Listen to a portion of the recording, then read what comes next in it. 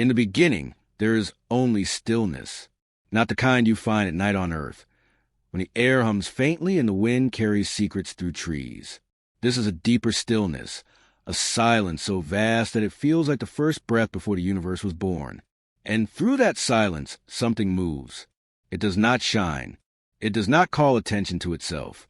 It drifts, slow by the measure of its own eternity, swift by the measure of ours.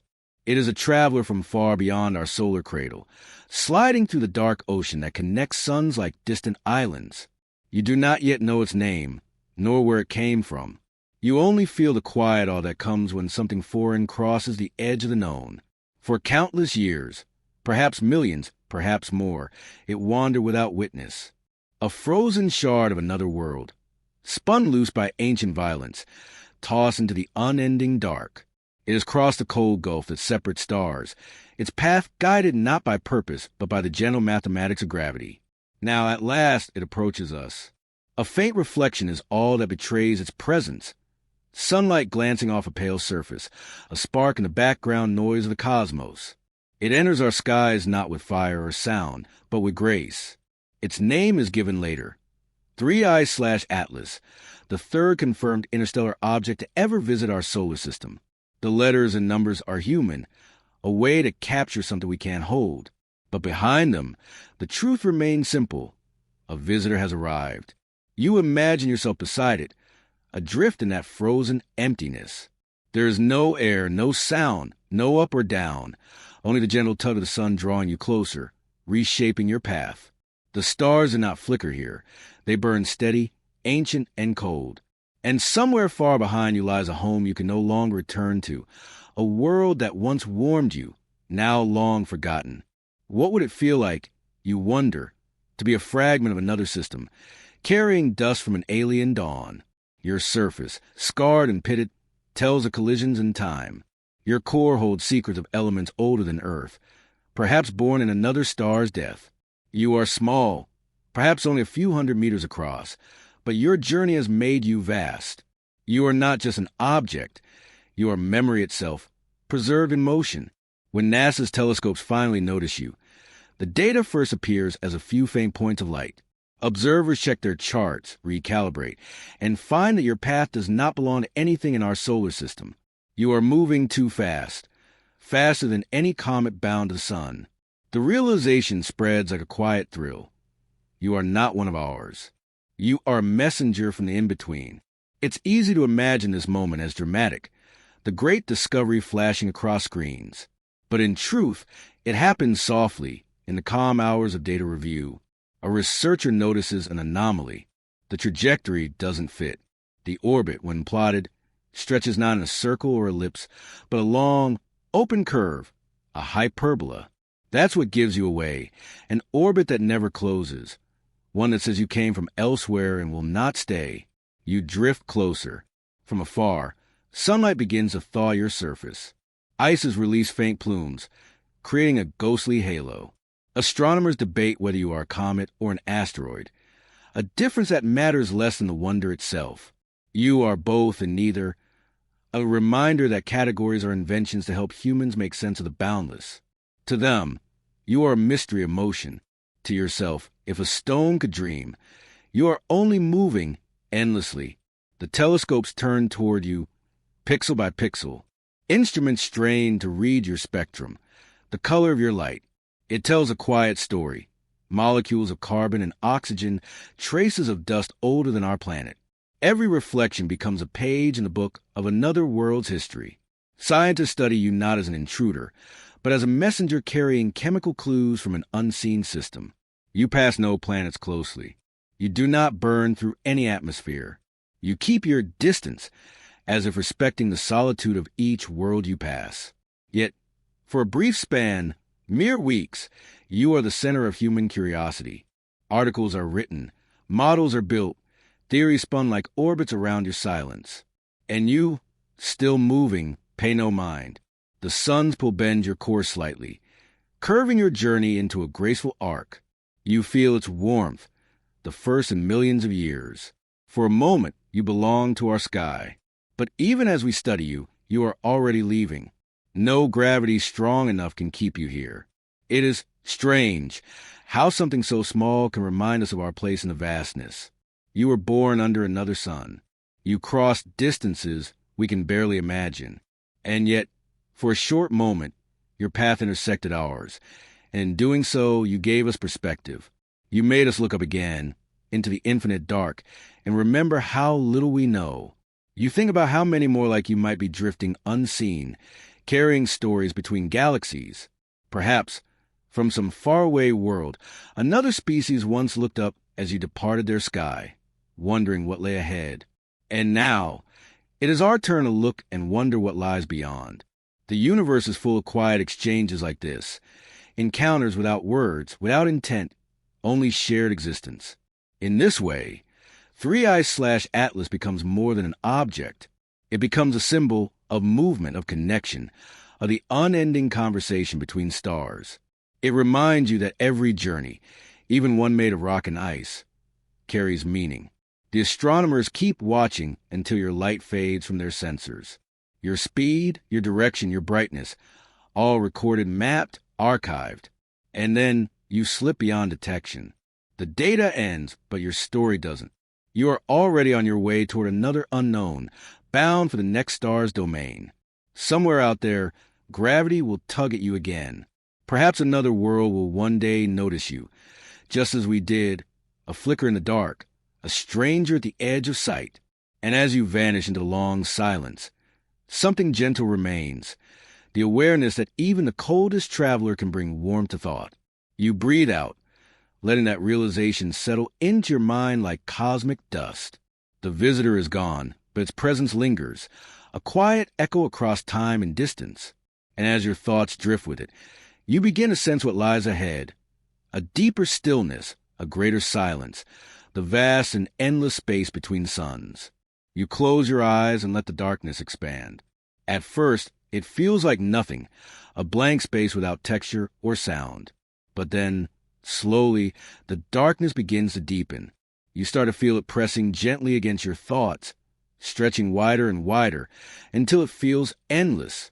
This is where 3i/Atlas wander for eons, in the long silence between the stars. Silence here is not the silence of a quiet room or an empty field. It is older, thicker, more absolute. There is no air to carry sound, no wind to stir motion. Even light seems uncertain, scattering weakly through the endless gulf. If you could be there, floating beside the interstellar traveler, you would hear nothing, not even your heartbeat. Yet within that nothingness, a strange fullness waits. Astronomers call it interstellar space, but the word space doesn't do it justice. It is not empty. It is not void. It is a sea, a thin, invisible ocean of particles and radiation, where the rarest atoms drift like single notes in a cosmic symphony too faint for human ears. Hydrogen atoms, lone electrons, specks of cosmic dust, and faint ripples of magnetic energy stretch from one star's edge to another's, linking galaxies like threads in an invisible web. Here, 3i/Atlas moved in silence, but it was never alone. Each atom it passed carried a story. A hydrogen atom born in the first minutes after the Big Bang, a carbon molecule from the death of a giant star, a photon that left its home galaxy millions of years ago, still racing forward at the speed of light. To drift through interstellar space is to float through time itself. Every direction leading not only somewhere, but someone. You imagine yourself drifting with it. There is no up, no down, only the slow dance of distance. The stars look close, like pinholes in a great velvet curtain, but they are impossibly far apart. The nearest one might be 4 light years away, 40 trillion kilometers of almost nothing. If the sun were the size of a coin, the next nearest star would still be hundreds of kilometers distant. Between them, this great silence stretches, the place where 3i/Atlas lived its long, unmeasured years. Time behaves differently here. Without cycles of light and dark, without orbit or season, there is no way to count it. Eons pass like seconds. Seconds stretch into centuries. For the traveler, there is only motion, slow, patient, eternal. And yet, this silence is not lifeless. Invisible waves hum softly through it. Electromagnetic ripples, cosmic rays, and the afterglow of the Big Bang itself. Scientists call this ancient light the cosmic microwave background, a faint radiation left over from the universe's birth nearly 14 billion years ago. Every point in space, no matter how far from a star, glows faintly with this ancient memory.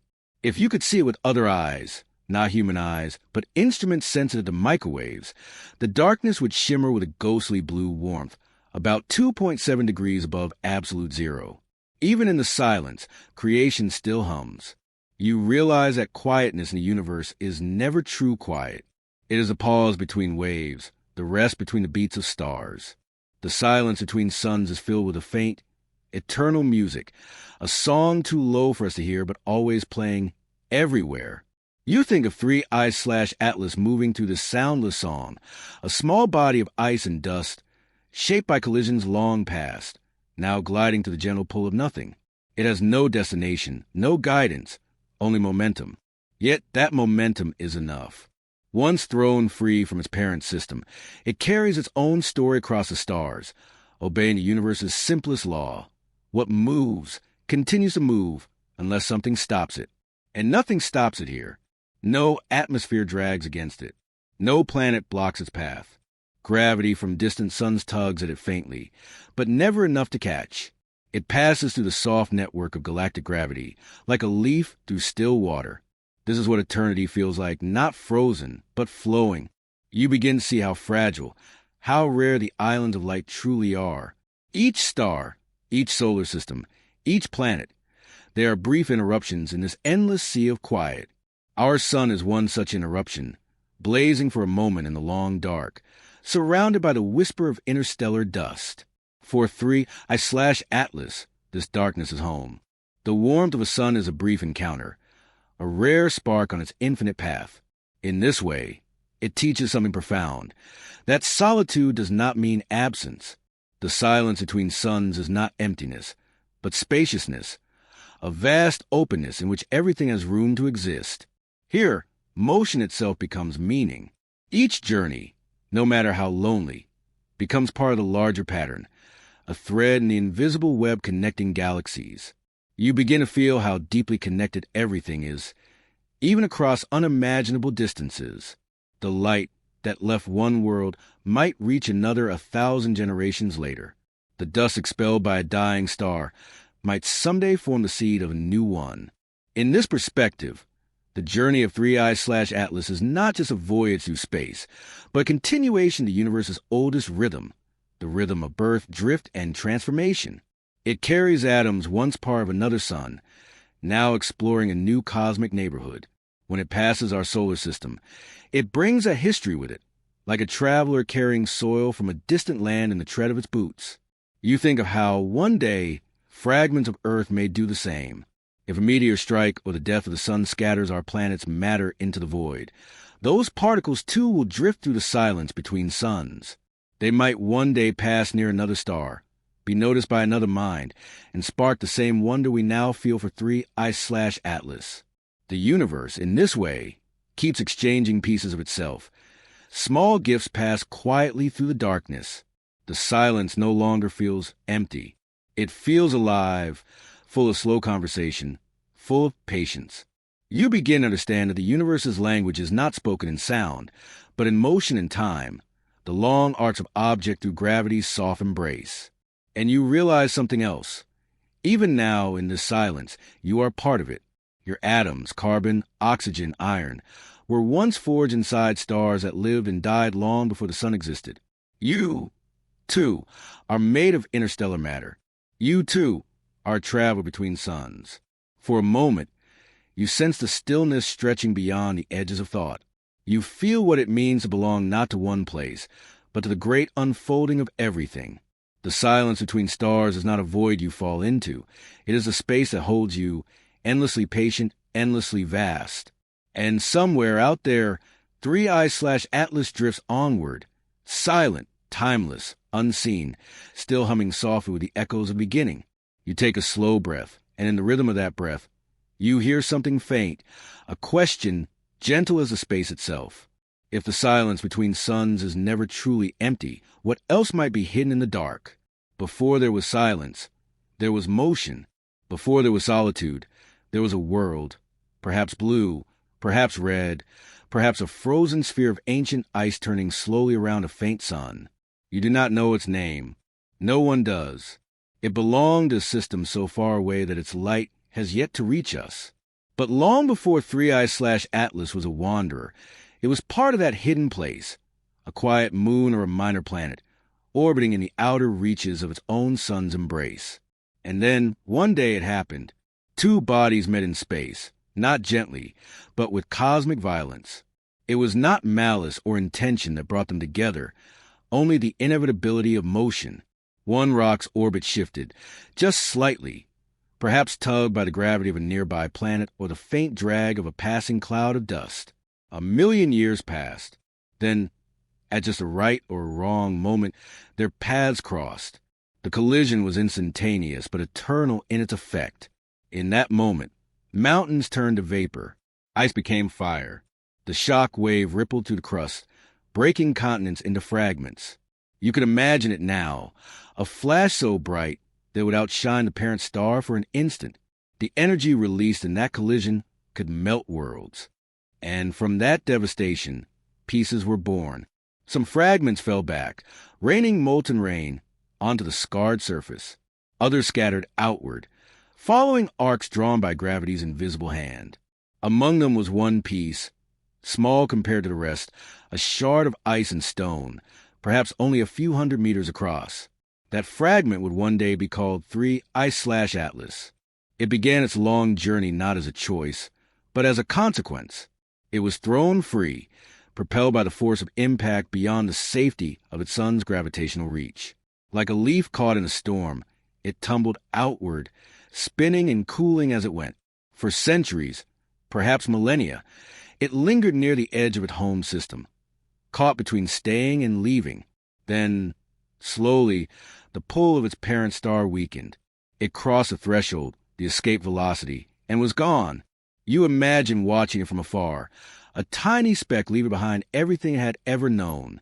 Around it, the light of its star grows fainter until that sun becomes just another point among billions. There is no farewell, no moment of awareness, only motion.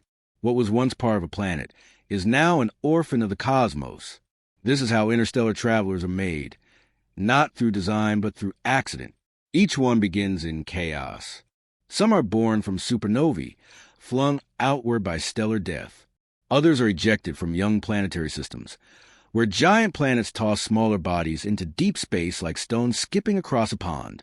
3I/Atlas is one of these exiles, a reminder that even destruction can create wanderers and that endings in the universe often lead to new beginnings. You think of Earth's own past. Our planet, too, has known collisions. The moon was likely born from one, a titanic impact between the early Earth and a Mars-sized body named Theia. The force of that collision melted both worlds, creating a ring of debris that coalesced into our companion in the night sky. Even here, in our own history, creation and violence are intertwined. Without that impact, the Earth might never have developed its stable tides, its seasons, its rhythm of life. In this way, 3I/Atlas carries a familiar story, not alien but shared. The universe makes and unmakes in the same breath. What feels like loss to one world becomes a seed of wonder for another.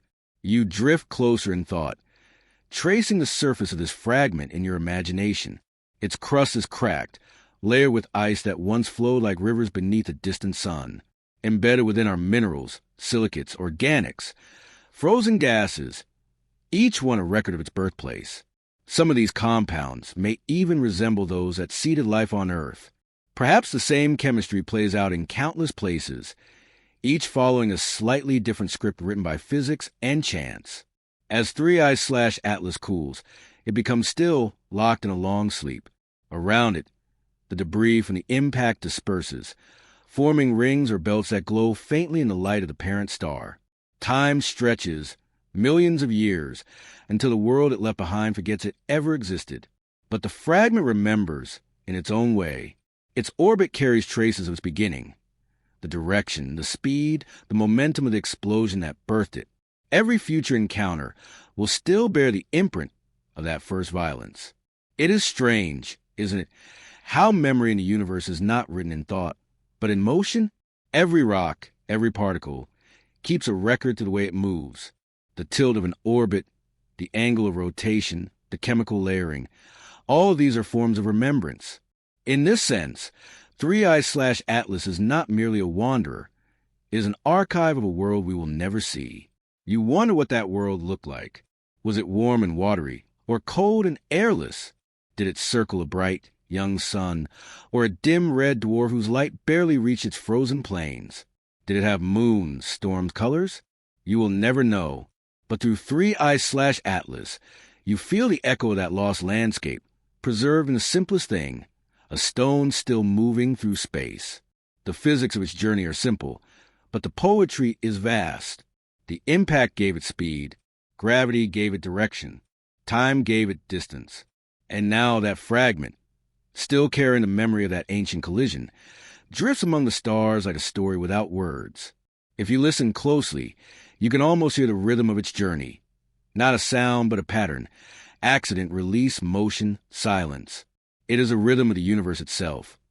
The way galaxies form, stars explode, and new worlds arise from dust. Everything that exists, including you, began in some kind of collision. Atoms fusing in the heart of a star, elements combining in the warmth of a planet, thoughts meeting experience in the quiet space of the mind. Creation, it seems, always begins with disruption. And yet, there is calm in this truth.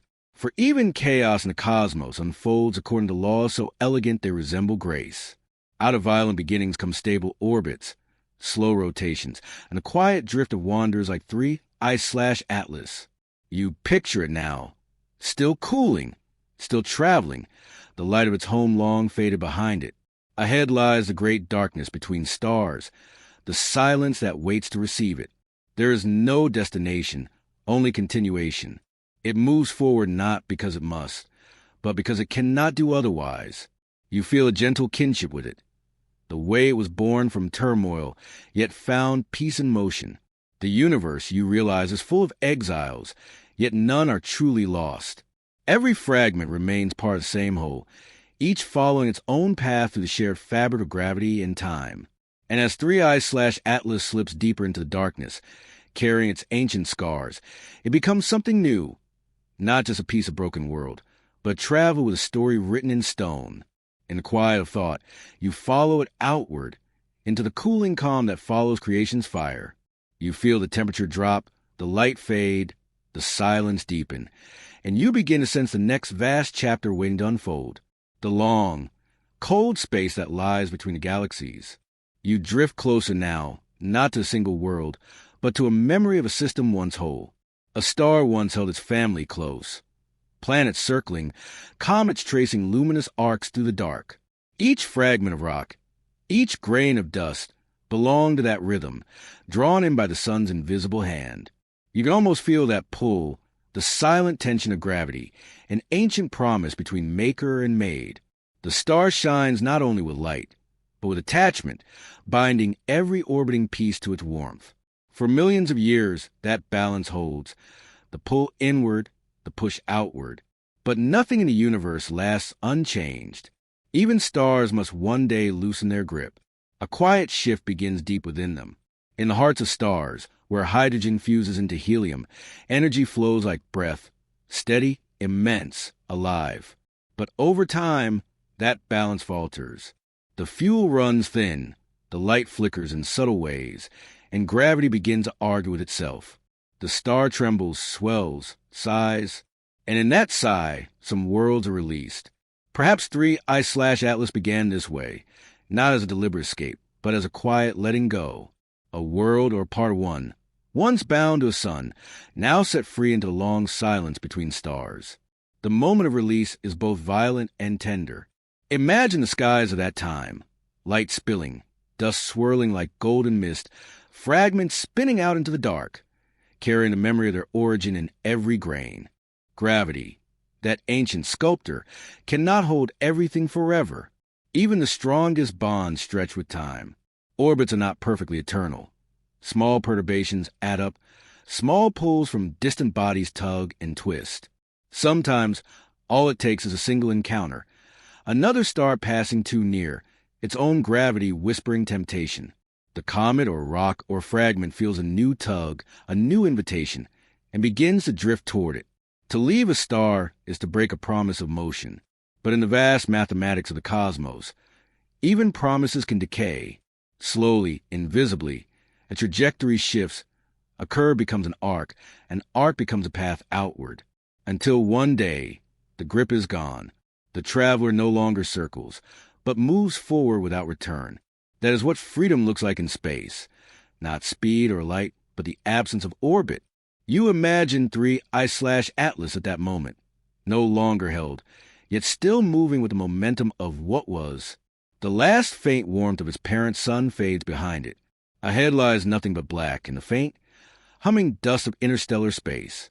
For the first time, it belongs nowhere. The science of this is simple, but the feeling of it is not. Every body in motion carries energy, not just heat or light, but kinetic memory. When that energy exceeds the pull of gravity that binds it, escape becomes possible. Astronomers call it escape velocity, the minimum speed required to break free from a gravitational field. But the phrase hides its poetry. It's not just about speed. It's about the threshold between belonging and becoming lost. Every traveler, whether comet or thought, has a moment when it leaves its orbit behind. In this, the universe mirrors life. You too have orbits, patterns, attachments, steady paths that keep you close to warmth. And sometimes through collision or quiet change, you are flung outward. The comfort of the known fades. You drift towards silence, not yet sure if it will hold you or leave you adrift. The cosmos is full of such departures. Stars shed planets, galaxies shed stars, even atoms shed light. Letting go is not destruction. It is the making of something new. For 3I/Atlas, this release was not the end, but beginning written in momentum. With no star to circle, it became an interstellar traveler, guided only by the faint tug of passing systems, the dim push of radiation pressure, the slow whisper of cosmic dust. Each encounter changes it slightly, a new tilt, a new shimmer, a new direction. Yet it carries the signature of its birth in every atom, the isotopic fingerprints that tell astronomers what kind of world it once called home. Perhaps it came from a young system, still raw and restless, where collisions were common and gravity fierce. Perhaps it was born near the edge of a dying star's reach. Its composition, part rock, part ice, tells a story of warmth once known and cold long endured. You can almost sense the temperature difference, like the memory of fire cooling to ash. Inside 3I/Atlas, frozen gases sleep beneath crusts of dust. They hold the faint record of ancient starlight, molecules shaped by the breath of the sun that made them.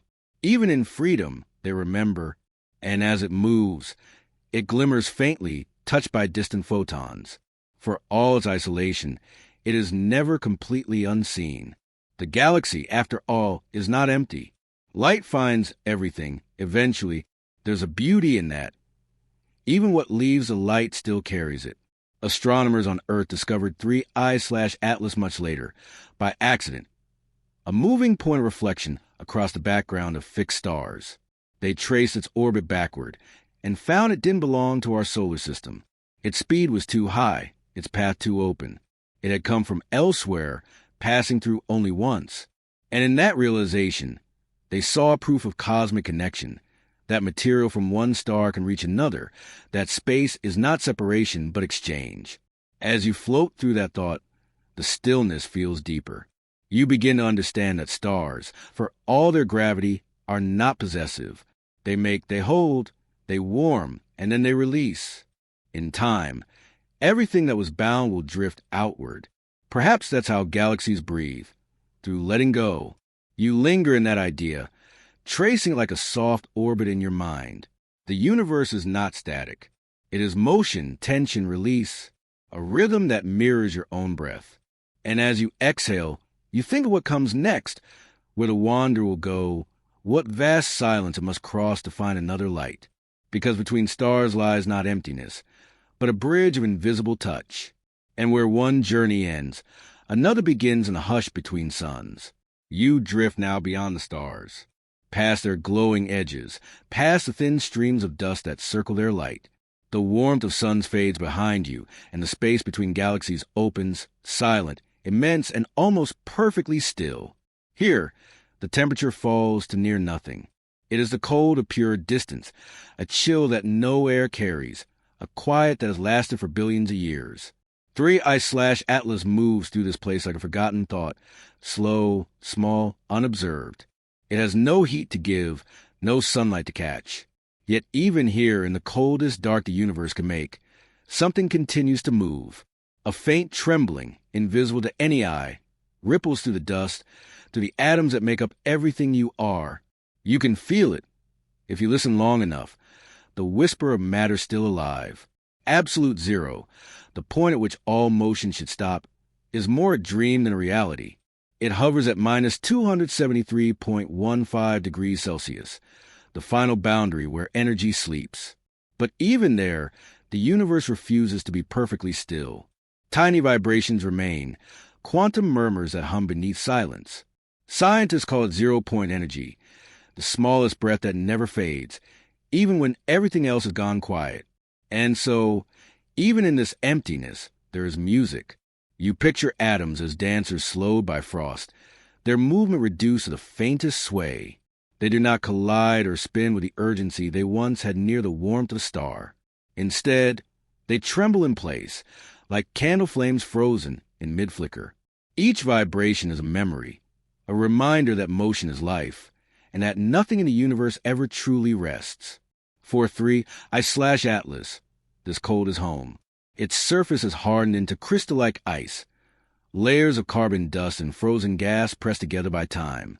Beneath, trapped molecules wait, ancient and inert, formed before a sun was born. Perhaps they were once part of a planet's crust or a comet's tail, or the dusty ring of a newborn star. Now they lie silent, wrapped in the endless dark. Still, the universe touches them. Even here, far between galaxies, the faint light of the cosmic microwave background hums. The leftover glow from the Big Bang, stretched thin by the expanding cosmos. It is a remnant of the moment when everything began, a faint warmth that never fully disappeared. That light, that nearly invisible warmth, is everywhere. It bathes 3I/Atlas in a temperature of about 2.7 Kelvin, just above absolute zero. Not warm enough to melt or awaken, but enough to remind the void that creation never entirely forgot it. You imagine that faint warmth brushing against your skin, as at the beginning of time itself were still exhaling across your face. That's what the cold between galaxies feels like. Not absence, but endurance. The universe does not end in nothingness. It ends in persistence. If you could watch this scene unfold, the wandering object, the faint microwave glow, the trembling of frozen atoms, it would look like stillness painted with invisible motion, the kind of stillness that carries a heartbeat you cannot hear. To scientists, this is the background against which all things happen. Every photon, every particle, every galaxy moves through this universal cold. It is a quiet room of creation, the space where all noise fades until only truth remains. You close your eyes and feel it, not the cold itself, but its meaning. Cold slows. It preserves. It holds memory steady. That's why ancient comets carry within the record of the early solar system, untouched for eons. Cold is not death. It is remembrance. And so, 3I/Atlas becomes a vessel of memory. Inside its layers are the stories of collisions of stellar dust, of chemical beginnings that could one day give rise to life. In the deep freeze, those molecules stay as they were, waiting. Perhaps one distant day, it will fall again toward light and warmth, and its frozen gases will bloom into vapor, releasing whispers from before your world existed. You realize, then, that cold is not only the absence of heat, it is the keeper of possibility. Even here, between galaxies, the rules of physics do not sleep. Radiation drifts. Gravity stretches its invisible hand. Time continues to unfold, though more slowly, like a breath drawn out to infinity. When you are this far from energy, motion itself stretches. Clocks would tick slower, decay would pause. It's as though the universe hesitates between moments, unsure if it should continue or rest. this hesitation, this almost stillness, is a kind of peace. You think about your own body, warm and living, filled with movement. Every heartbeat, every breath, every spark in your neurons is heat in motion. The temperature inside you is a form of memory, too. Energy passed from one atom to the next since the dawn of time. You carry warmth that once belonged to stars. But in this place, far from all suns, you see the other side of that truth. To be cold is not to vanish. It is to slow, to last, to endure long after brightness fades. In the cold between galaxies, nothing rushes, nothing ends. Perhaps that is why this region feels sacred, as if the universe has paused here to remember itself. 3i/Atlas glides through that pause, patient as a drifting thought. It feels no urgency, no fear, no loneliness. It simply moves, carrying the remnants of heat that once were, heading toward no destination, obeying no command but inertia. If you could reach out and touch it, your warmth would crack its surface in a heartbeat. Centuries of ice melting under the brief pulse of your hand. But you cannot reach it, and perhaps that is better. Some things are meant to remain untouched, preserved by distance and cold. And as you watch it fade into the dark, you begin to wonder, how much of the universe exists in this state? Not gone, but waiting?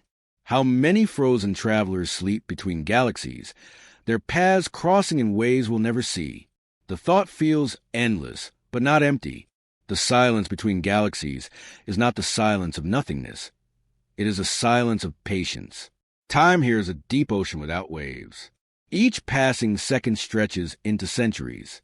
The photons that began their journey at the dawn of the universe are still crossing this dark, still arriving, still whispering that creation has not stopped speaking. And somewhere, beyond all the stillness, a faint light glows again. A star in another galaxy, far away, burns and calls. The traveler turns, slowly, gently, toward that light. Because even in the coldest dark, there's always something waiting to be found. For ages beyond count, the wanderer has known only the dark. No star has warmed its face.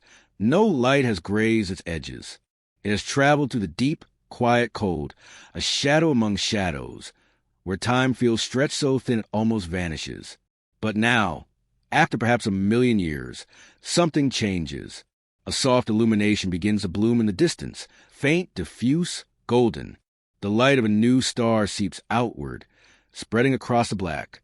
It's not the light of its birth, but of another foreign sun. 4.3i/Atlas. This is the first contact with warmth in an age. The rays reach out across billions of kilometers, touching its surface with the gentlest of gestures. And when they meet, something remarkable happens. The light reflects back. A glimmer, a flicker of motion across the endless dark. It's a small thing, a single point of brightness that appears, moves, and fades in a night sky already full of stars.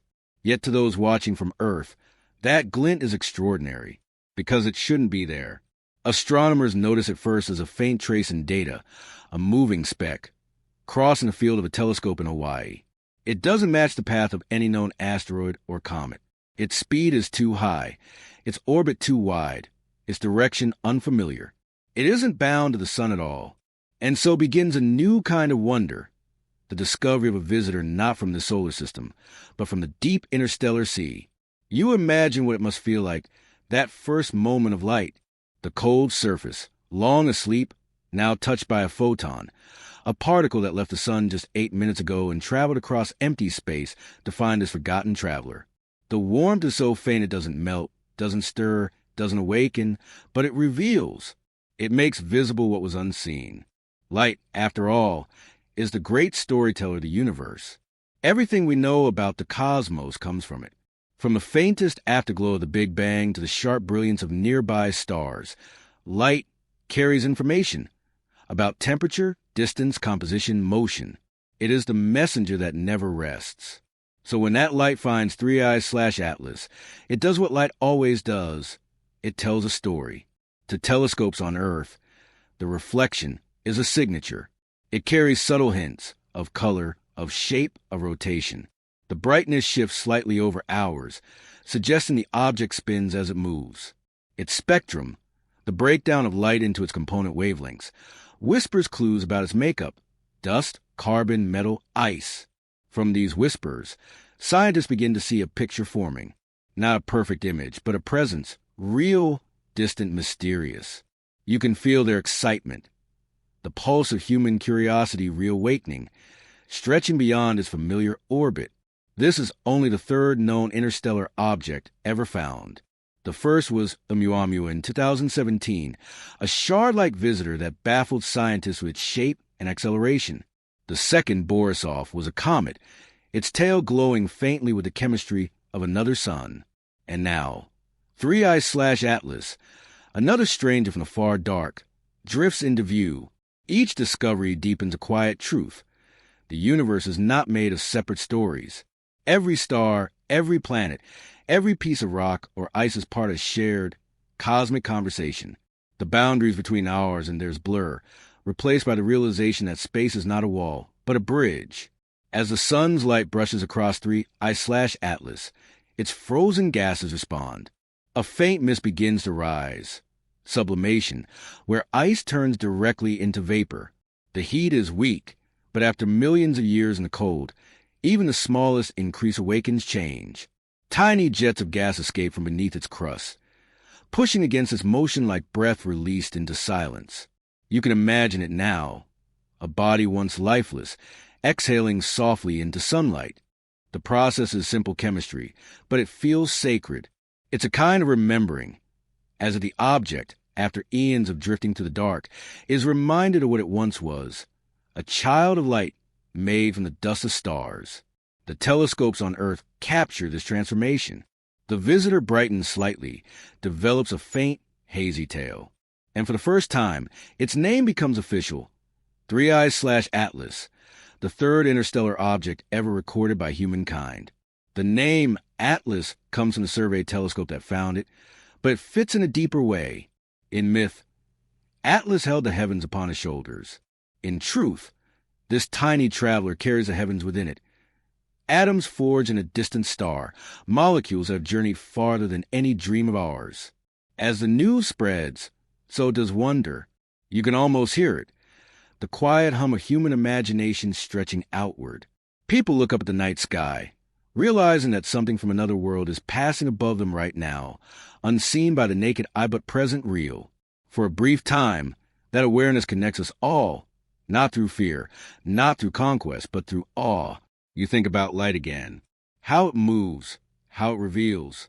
Each photon from the sun that touches 3I/Atlas reflects back toward us, carrying its message across millions of kilometers. Some of that light enters a telescope, some reaches a camera sensor, and some, unimaginably faint, reaches your eyes. In that moment, you are part of the same chain of light. You realize that discovery isn't something that happens out there. It happens inside, in the mind that receives the light and wonders what it means. The astronomers who watch the object know it will not stay long. Its path is hyperbolic, an open curve, not a closed orbit. It came from beyond the sun's influence, and it will leave again, pulled by nothing, bound in no star. But for now, for these brief months, the sun's light and Earth's gaze meet in passing, like two hands brushing in the dark. 3I/Atlas doesn't know it's being seen, of course. It doesn't know it's become a story. But that's what light does. It turns silence into presence, coldness into communion. In that way, even this interstellar rock becomes a kind of mirror. Through it, you glimpse not just what's out there, but what's within, the endless pull to look, to learn, to connect. The sunlight fades a little now as the object moves past perihelion, its closest approach to the sun. The tail thins. The reflected light weakens. Soon it will pass beyond the outer planets, back into the dim. But something has changed. Once, it was only a wanderer. Now it is a messenger. It carries evidence of other systems, other chemistries, other ways the universe builds and unbuilds its worlds. It reminds us that creation is vast, not local, not singular, but shared. You think of light again, how it can travel for billions of years, crossing the coldest voids, never stopping until it meets an eye or a mirror or a mind. And you wonder, how many other glints are out there now, unobserved, waiting for someone to notice? How many travelers are crossing our sky tonight? Their faint reflections invisible only because no one is looking yet. The thought lingers like the afterglow of a setting sun, a soft ache of curiosity that refuses to fade. You breathe, slowly, as the darkness returns. Somewhere beyond your sight, 3i/Atlas continues its path, dimming, cooling, vanishing again into the sea of space. But its story is no longer silent. It has been seen. It has been named. It has reminded the universe of its own connectedness. And as it drifts away, one question remains, glowing softly in your mind like a final, lingering ray. What happens to the light once the stranger is gone? It begins, as discoveries often do, not with a shout, but with a flicker, a small tremor of light among the background hum of stars. On a computer screen deep within NASA's data center, a line of code breathes to life. A point of light has shifted. Not much, just enough to whisper movement. You lean closer, as if your own breath could disturb the fragile truth appearing on the screen. At first, the astronomers think it must be an error, a cosmic trick of parallax or a calibration drift. Yet the data persists. The same faint point moves again the next night, and again the one after. It crosses the dark canvas of the sky, not like a planet circling its star, but like something passing through unbound. Across observatories, in Hawaii, Chile, Arizona, telescopes pivot. They gather photons that have traveled for years, bouncing off a body no one has ever named. The image sharpens. It is long, thin, almost needle-like. Its orbit is hyperbolic, a perfect arc of escape. You imagine the silence and control room when that realization settles. This is not a comet born of our sun. This is not an asteroid from the belt between Mars and Jupiter. This is something from elsewhere. For the first time in human history, we are witnessing an interstellar visitor, an object not born within our own solar system, but one that has crossed the immense gulf between stars. It does not orbit us. It simply passes through. The astronomers name it 3i/Atlas, the third interstellar object ever observed by humankind. 3i means third interstellar. Atlas for the telescope that first caught its glimmer. And as you whisper the name, you feel how cold and lonely it sounds, like a number carved into ice. But behind that sterile label lies something profoundly alive, because to see it move is to feel time stretch. It's as though a message has arrived, written not in words, but in trajectory, a curve across the night sky that says, "You are not alone in motion." For centuries, we imagine the space between stars as silent and still, an ocean with no tide. But here, before your eyes, is proof that the universe is restless, that even the most distant fragments can wander.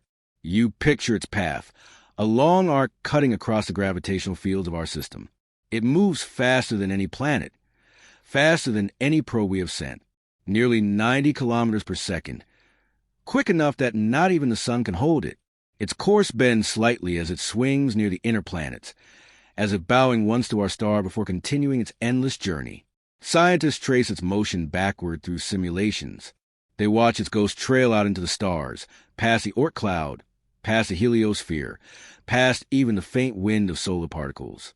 They estimate that it has traveled for millions, maybe billions of years, drifting between suns like a seed lost in cosmic wind. And suddenly, you feel a kinship with it. Because aren't you, too, a traveler between worlds of meaning, crossing your own invisible distances, carrying fragments of what once was, unsure where you'll next be caught by gravity? News spreads quietly at first, an announcement, a headline, a few lines of astonishment in the press. But behind those words, an ancient wonder stirs. Humanity, for all its noise, pauses to listen to something silent. An object that has no engine, no mission, no purpose that we can read. Yet somehow, it feels like a visitor.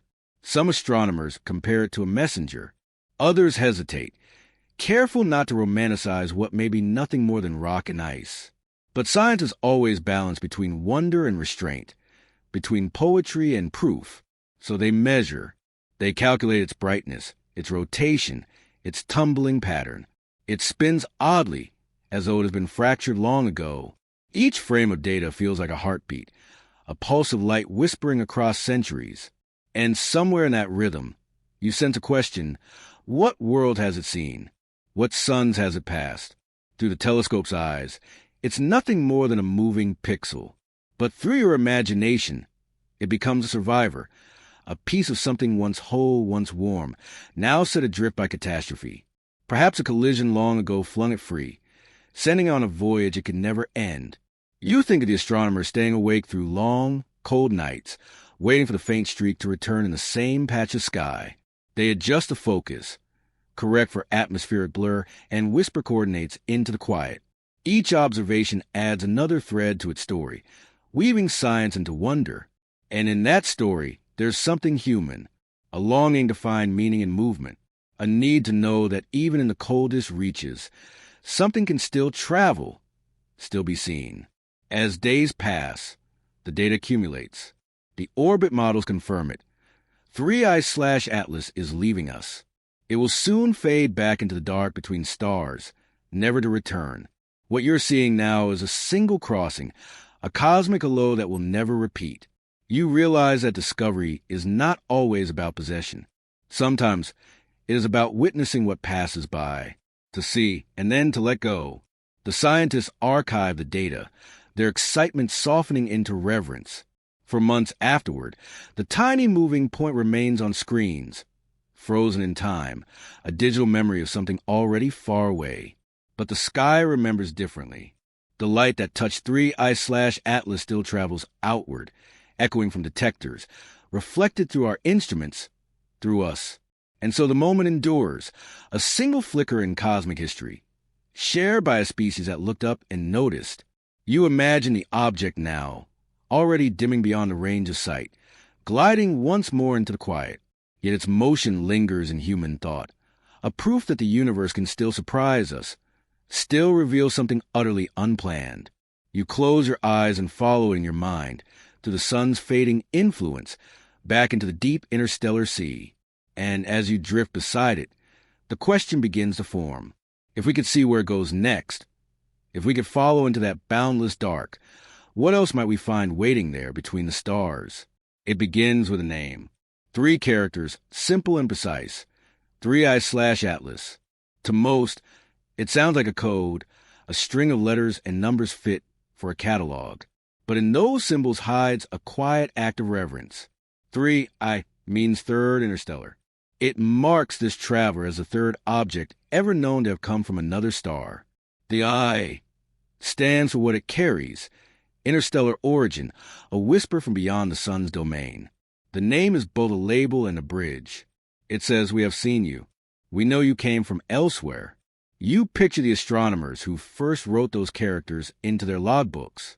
It must have felt like marking a rare footprint in cosmic sand before the tide came in.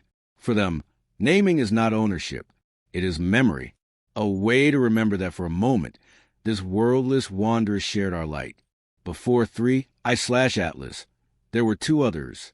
The first, 1I/Oumuamua, a slender, tumbling visitor that entered our solar system in 2017.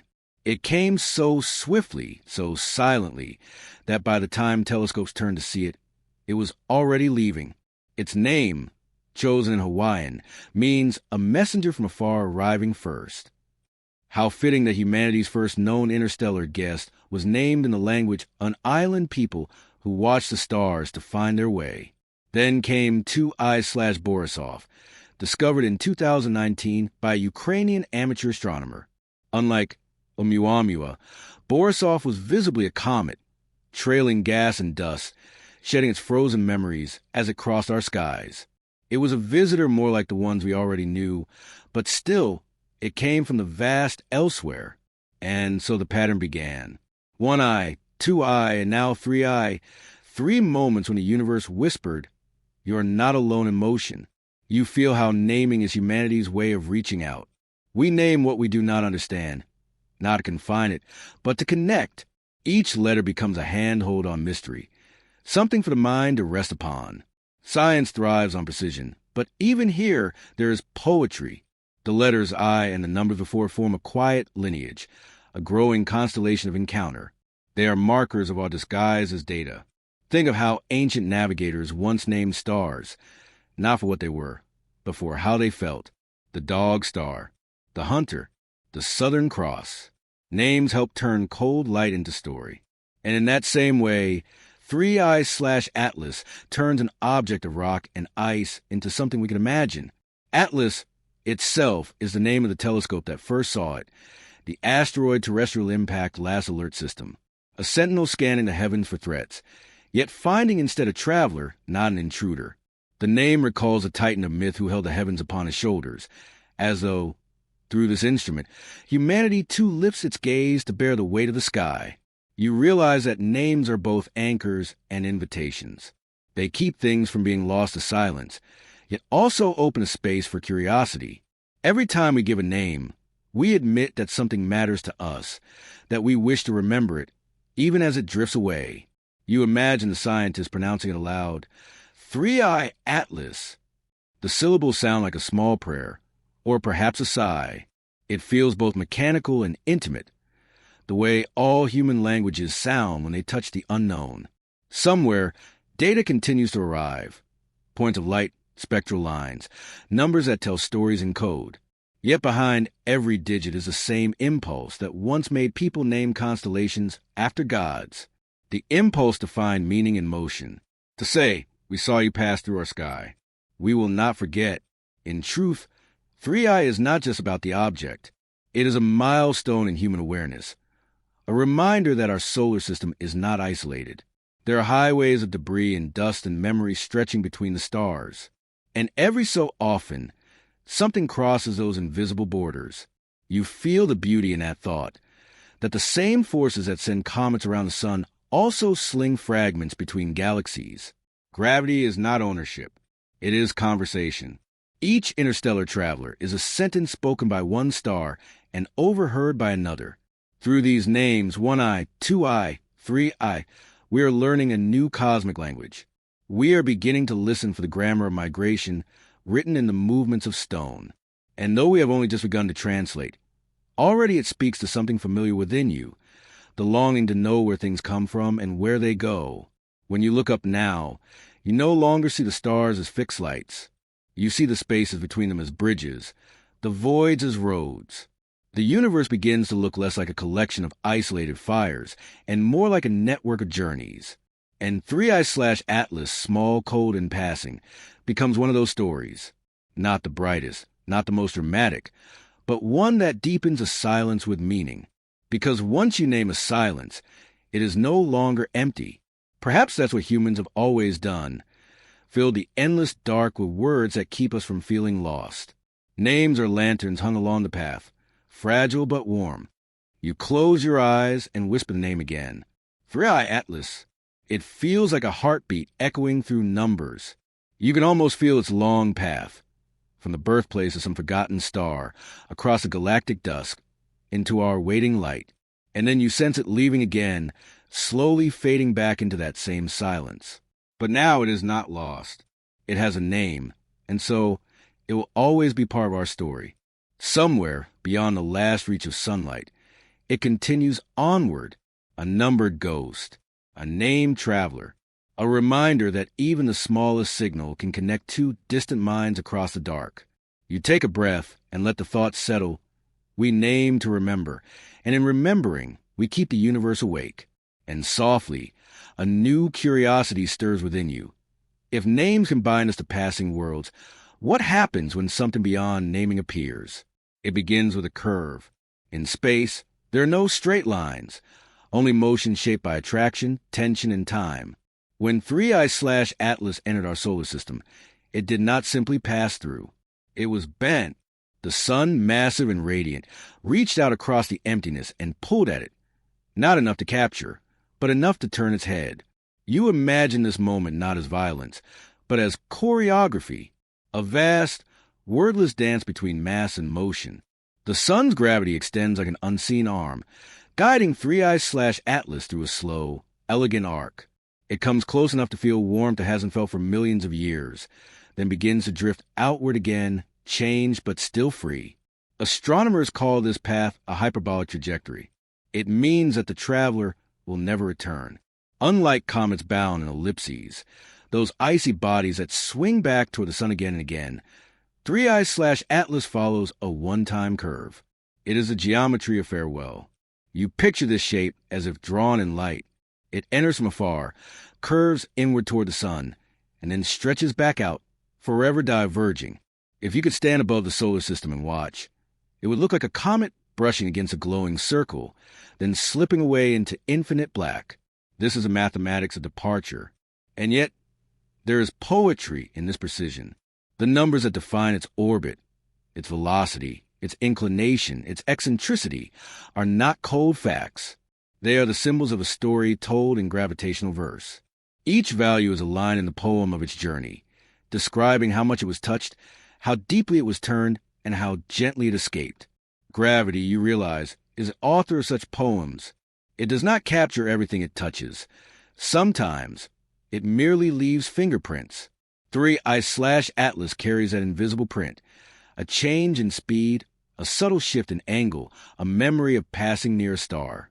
It is what physicists call a gravitational deflection, but it feels more like a cosmic bow, a brief acknowledgement between two travelers who will never meet again. You think of how we map such movements. From observatories on Earth, astronomers trace faint dots across black screens. Each dot marks a position in time, a silent beat on a thread of motion. Link them together, and a path emerges, the handwriting of a universe. Each orbit, each trajectory, becomes a stanza in a much larger poem, written not with ink but with gravity and light. There is beauty in this order, in the way nature follows laws that are both unbreakable and graceful. The path of 3i/Atlas is not random. It was set long before it arrived here, shaped by encounters across unimaginable distances. Other stars, drifting dust, invisible tides of interstellar gas. Every motion carries a ghost of every previous motion within it. The universe remembers through direction. You imagine the object itself, small, cold, unaware, gliding silently through these invisible patterns. Its surface reflects the faint light of distant suns, scarred by collisions, perhaps cracked by ancient heat. But within that quiet stone is a record, an unspoken equation, of everything that ever touched it. Each encounter left a trace, a momentum, a slight turn. Now, as it arcs past our sun, those accumulated stories shape the way it bends. It reminds you of how your own life curves. Each choice, each moment of gravity, emotional or otherwise, changes your path, even if only slightly. You too move through invisible fields of influence, memories, relationships, questions that pull at you in unseen ways. You are not bound entirely by any of them, yet each leaves its mark. Like 3i/Atlas, you are shaped by what you pass near, by what draws you close, and by what lets you go. Back in the realm of science, astronomers plot the numbers that describe this journey. They use what is called a barycentric coordinate system, centered not on Earth or even the Sun, but on the solar system's true center mass, where all its gravitational pulls balance. It is a reminder that nothing moves in isolation. Even the sun wobbles, just slightly tugged by its planets. Everything circles something else. Even stillness is shared. When 3i/Atlas came close to the sun, it accelerated, gravity lending its speed like a hand pushing on a swing. As it left, that same gravity slowed it again. Energy is never lost. It only changes form, transfers shape, shifts perspective. The dance continues, symmetrical and silent. You can almost feel it, the curve of its path, the soft deceleration as sunlight fades. Its motion becomes more dreamlike, less hurried. Soon it will pass beyond the planets, where the sun is only another star among billions. There, its velocity will remain steady forever, untouched by further pull. It will glide to the galactic dusk, a survivor of encounters, a messenger still in motion. The thought comforts you that in the end, even escape has elegance. There is no struggle, no violence in leaving, only the quiet balance of forces finding their harmony. Mathematically, this is the beauty of hyperbolas. Two arms opening infinitely, never closing upon themselves. Spiritually, it feels like acceptance, the understanding that some paths are meant to diverge, not return. You picture it once more, the small traveler, silhouetted against the thin light of the outer planets. It has seen our sun up close, felt its warmth turn in its glow, and now it carries that warmth outward into colder realms, a memory embedded in its orbit, like a note written in motion. It will not remember us, but we will remember it. In observatories across the world, its coordinates are now stored in data archives. Its path is known, its future predicted. But prediction does not dim wonder. Even when we understand equations, something remains mysterious in the simple act of moving through space. To know the trajectory is not to know the traveler. And so, 3i/Atlas continues. Its curve expands into the infinite, joining the soft hum of the Milky Way's drifting dust. It may one day pass near another star, feel another tug, write another verse in the long gravitational poem of the cosmos. You close your eyes and imagine following that arc yourself, feeling the slow pull, the bending of light, the quiet surrender to the laws that govern all things. There is peace in that surrender, for even motion obeys harmony, and even escape follows rhythm. You are left with single, soft realization that the universe is not made of static things, but of stories traced in motion, and that every departure, no matter how final, leaves behind a shape of beauty. As the object drifts outward, its line thinning into the dark, you feel a question rise quietly in your mind. What happens when it crosses into space between stars once more, where no gravity sings and only the faintest starlight remains? You sit in the dim hum of the observatory, watching the data arrive, not in flashes or blinding bursts, but in quiet numbers, a code of reflected light. Somewhere out there, beyond the orbit of Mars, a fragment of ancient material catches the sun. The light travels across millions of kilometers, scattered, softened, reshaped, and yet it reaches you. It does not fade completely. You are not looking at the comet itself. Not really. You are looking at what the sun made of it. Each photon that strikes your telescope has been on a long journey, from the surface of the sun to the icy skin of a visitor older than your planet's continents, and then onward again to you, a three-step relay across time and space. The light carries information, though it does not know it. Wavelengths shift and bend, whispering clues about composition and history. Hydrogen glows in deep crimson, carbon shines in soft blue, oxygen shivers somewhere in between. You begin to read the story not through letters but through lines, spectral lines, thin as breath, precise as fingerprints. Each one is a memory of a molecule that once turned sunlight into color. You trace those lines slowly, like following a trail through snow. The data says water. It says organic carbon. It says something familiar. And yet, this is no native of your solar system. This is a traveler from another sun, bearing chemistry that echoes your own. How is that possible? The question hangs in you like starlight in a long exposure, soft, patient, waiting for meaning to emerge. You imagine the comet's surface, dark, porous, half ice and half shadow. When sunlight strikes it, the surface warms and releases faint gases, a breath of ancient time turned visible. The tail that forms is not solid. It is a gesture, a motion of molecules. It shines because it reflects what it cannot hold. In that reflection, you find something deeply human, a metaphor for memory, perhaps. The past cannot be contained, but it can be illuminated. Telescopes do not see objects. They see what objects reveal. They are mirrors of mirrors. Through them, you learn that even dust can speak when the right light falls upon it. The spectrum tells you more. There are silicates here, the same minerals that sparkle in Earth's sand and mountains. You begin to feel the kinship between worlds. The atoms that form this distant wanderer once burned in another star, cooled, condensed, and were thrown outward in a stellar wind. For millions of years, they drifted through the interstellar dark until some faint gravity, not yours, not the sun's, brushed them into motion again. Light is how the universe remembers itself. When you see it, you are reading a memory millions of years old. A comet's brightness is not its own.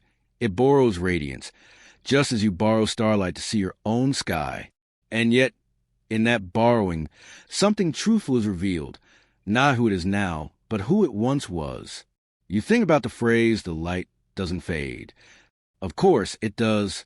Photons scatter, energy dissipates, Signals weaken, but the idea lingers. Light does not vanish. It transforms. Even when it can no longer be seen, it continues as warmth, as motion, as influence. Every sunrise is the aftereffect of fusion that began billions of years ago, still echoing through the dark. When scientists analyze reflected sunlight, they are tracing that persistence, that refusal of energy to be forgotten. The faintest reflection carries the entire story of interaction: the sun, the comet, the instrument, the human eye, for witnesses bound by the same light. And in this way, seeing becomes more than looking. It becomes participation. You realize that when you watch the reflected light of a passing object, you are part of its journey, part of the cosmic relay that keeps the memory of the universe alive. You close your eyes for a moment and imagine the path of a single photon. It leaves the sun in a surge of nuclear fire. 8 minutes later, it might strike a comet's frozen crust. It bounces, loses some of its energy, and begins again, heading toward the blue marble that spins quietly in the dark. It travels another 20 minutes, maybe 30, through the void. It enters Earth's atmosphere, scattered slightly by air molecules, filtered by ozone, bent by glass, captured by metal, converted to voltage, stored as a number. That number becomes an image. The image becomes a question, and the question becomes wonder. You open your eyes. That wonder hums inside you like static. It's humbling to realize that all light is secondhand. Nothing in the cosmos truly shines alone. Every brilliance depends on another. You think of how ancient humans once looked up at the night sky, long before telescopes, long before data, and wondered about the lights that refused to fade. They made stories to explain them: gods, hunters, rivers of souls. And those sciences replaced myth with measurement. The feeling remains. To name the light, to understand it, does not make it less sacred. It only brings it closer. Now, as you watch 3I/Atlas glide through space, you realize that you're looking at an emissary of continuity. It reflects not just sunlight, but the shared chemistry of stars, the repeating pattern that binds all things luminous and living. What shines on it is the same light that nourishes leaves and warms oceans. It is the same light that shapes your days and writes your shadows. There is comfort in that thought, that even across light years, the same laws hold, the same warmth reaches, the same memory lingers. The comet's glow is faint, but it is enough. It tells you that something so small, so cold, and so far can still be seen, still remembered. If you look gently enough, you sit a little longer, watching the data trail slow across the monitor. Outside, the real stars move quietly through black, and you can almost feel their ancient warmth brushing the edge of your thoughts. And as the light from a visitor fades beyond measurable sight, you understand. It isn't gone. It has only become something else, a trace in your instruments, a reflection in your eyes, a whisper in your mind. In the silence that follows, you find yourself wondering what else the universe might be hiding, what signals might already be crossing space, waiting to be noticed, waiting to tell their own stories of light and distance and time. Something unseen moves between the stars, and you can almost sense it. Not a reflection this time, but a transmission, a message, a pattern, a voice. And that is where the next chapter begins. You watch the orbit unfold on a screen, a luminous curve drawn across black space. Numbers flicker beside it, distances, speeds, angles. But beneath the calculation, something deeper stirs. You sense a quiet struggle taking place out there, beyond the reach of any hand or voice. It is the ancient contest between motion and belonging. The sun calls to it, as it calls to everything. Its gravity extends in all directions, invisible but irresistible, shaping orbits, sculpting paths, holding planets in their slow, eternal dance. That pull is patient and absolute, a promise that nothing can ever truly be free. And yet, 3I/Atlas refuses to be caught. It comes screaming through the outer system, from some you cannot name, moving too fast to yield. When the sun's pull grips it, the path bends, but does not break. For one brief, silent instant, it hovers between capture and escape, between becoming part of your family of worlds and continuing as an eternal wanderer. You can almost imagine feeling that moment, like a ship passing close to shore, the gravity of home pulling softly, temptingly, before the deep ocean calls again. The numbers confirm what the intuition already whispers. The comet's velocity is beyond what the sun can bind. Gravity reaches out, but the traveler keeps going. To understand this, you picture space not as emptiness, but as fabric. The sun presses into that fabric, making a great, luminous well. Every planet, every object near it, rolls inward, circling endlessly along its curved walls. The stronger the gravity, the deeper the well. The faster you move, the more you can climb out of it. 3i/Atlas approaches the well with immense speed, over 30 kilometers per second. It dips into the sun's gravity like a stone skipping across a pond, its path bending just enough to change direction, not enough to be claimed. It is a geometry of freedom, written in motion and mass. You think about how strange that balance is. If it had moved only a little slower, it might have been captured, drawn into a new orbit, perhaps circling the sun for millennia, its frozen surface slowly eroding under the warmth of your star. But that didn't happen. Its past momentum, its long history, carried it beyond the reach of the system. In the end, its trajectory is shaped by two memories, the one it carries from the star it left behind, and the one it now gains from passing through yours. Both leave their marks, subtle and permanent. You feel that, too, the tension between forces that hold you and those that push you forward. The sun's gravity is not so different from the pull of memory, of belonging. There are moments in every life where you nearly stay, nearly settle, but something older, something vaster, moves you on. The astronomers chart its orbit precisely. They give it coordinates, compute its inclination, determine that it will never return. To the equations, this is simple, but to the heart, it feels like watching a visitor depart before you have finished listening. You want to know it more deeply, to ask what it has seen, what other stars it once called home. But gravity's whisper is not enough. The comet turns and goes. Still, gravity leaves its trace. Even escape is shaped by what was almost held. The sun has changed its path forever, just as encounters change us. The comet is not the same as it was before. Its angle, its speed, its future all slightly altered by the invisible pull it resisted. You imagine that path now, sweeping through the plane of the planets. It passes near Earth's orbit, distant, but close enough for telescopes to catch a glimpse. For a few weeks, it shines faintly in reflected sunlight, a cold blue-white ember moving among the stars. Then it fades again into distance. As it travels outward, the sun's light grows weaker. Beyond Jupiter, it becomes no brighter than a distant lamp seen through fog. Beyond Neptune, the warmth almost disappears. And yet the pull remains, fading, stretching, never quite gone. Even at the edge of the solar system, gravity is still there, whispering its soft farewell across billions of kilometers. There is something beautiful about that even what escapes never truly leaves. Every motion is still connected to what it passed by. Every trajectory tells a story of attraction and release. The comet's freedom depends on the sun's pull. Its departure gives shape to the very curve that defines its flight. You realize that the same pattern repeats everywhere. Galaxies spinning, stars orbiting, moons circling planets, and sometimes something breaks free, not in defiance, but in continuation. Motion itself is the memory of every gravitational encounter. For a moment, you wonder where 3i/Atlas will go next, out into the thin, unlit regions between stars, where gravity barely whispers and the distances stretch into forever. It may drift for millions of years, silent and cold, until one day another star's pull reaches it. And then once again the curve begins. You breathe in slowly, feeling the metaphor settle into you. Maybe everything that leaves eventually finds another orbit. Maybe escape is never permanent.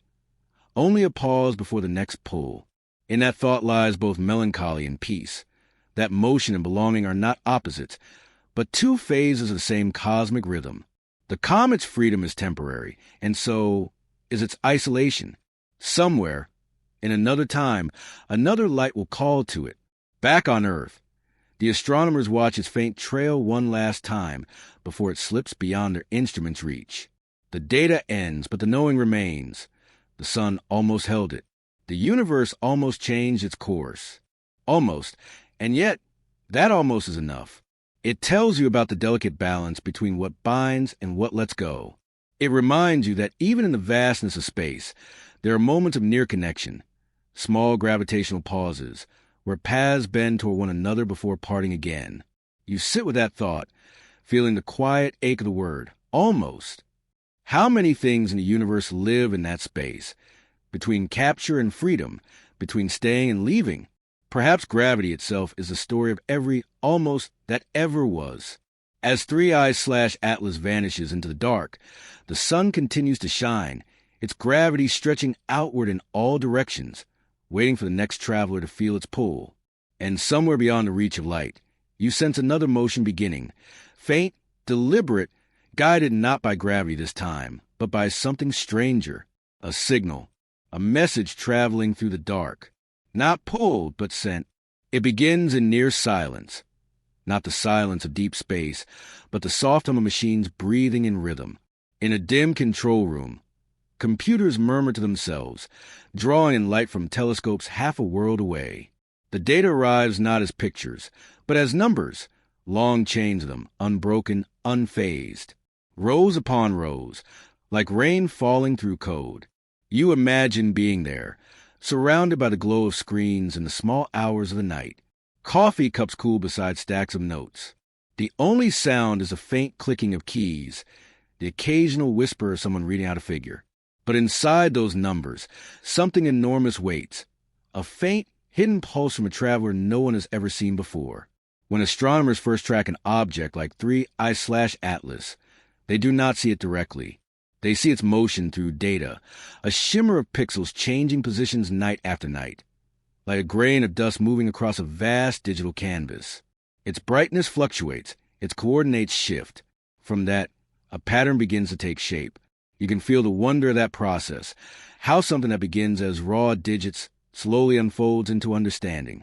The light that once bounced off ice and dust billions of kilometers away has found its way into code, into thought, into human comprehension. Every number tells a small story of reflection, distance, time. To listen to data is to listen to the universe whisper in mathematics. It speaks softly, never demanding attention, never shouting its truths. You must come to it with patience, with quiet, with care. You must learn how to hear through noise. In that sense, science is not unlike meditation. The mind sits with uncertainty, watching, waiting for patterns to appear on their own. You begin with confusion, random fluctuations, errors, chaos, and through stillness you begin to see meaning emerge. The astronomers know this rhythm. They know that data must be cleaned, calibrated, compared. The earth spins, instruments drift, atmospheres shimmer. They remove what belongs to us, the human distortions, until what remains is purely celestial. And there, amid the calm precision, something subtle becomes clear. 3i/Atlas is moving too quickly, too freely, to belong to the system. The data whispers the truth before the voice speaks it aloud. You imagine how that must have felt, that slow realization taking form in quiet minds. Not a flash of revelation, but a dawning. The trajectory doesn't close. The arc bends but never returns. The numbers say it plainly, interstellar. The scientists say little at first. They check again. The software recalculates. Telescopes in other hemispheres are contacted. The same faint traveler appears again and again, confirming the impossible. It is in this calm repetition, this devotion to the quiet truth, that wonder blooms. Discovery is not always a shout of excitement. Sometimes it is the hush that follows understanding. You feel that hush now, the stillness of recognition that something ancient, something vast, has brushed briefly against your world. The data itself is beautiful in its restraint. Graphs curve gently across screens. Plots of brightness against time create soft waves.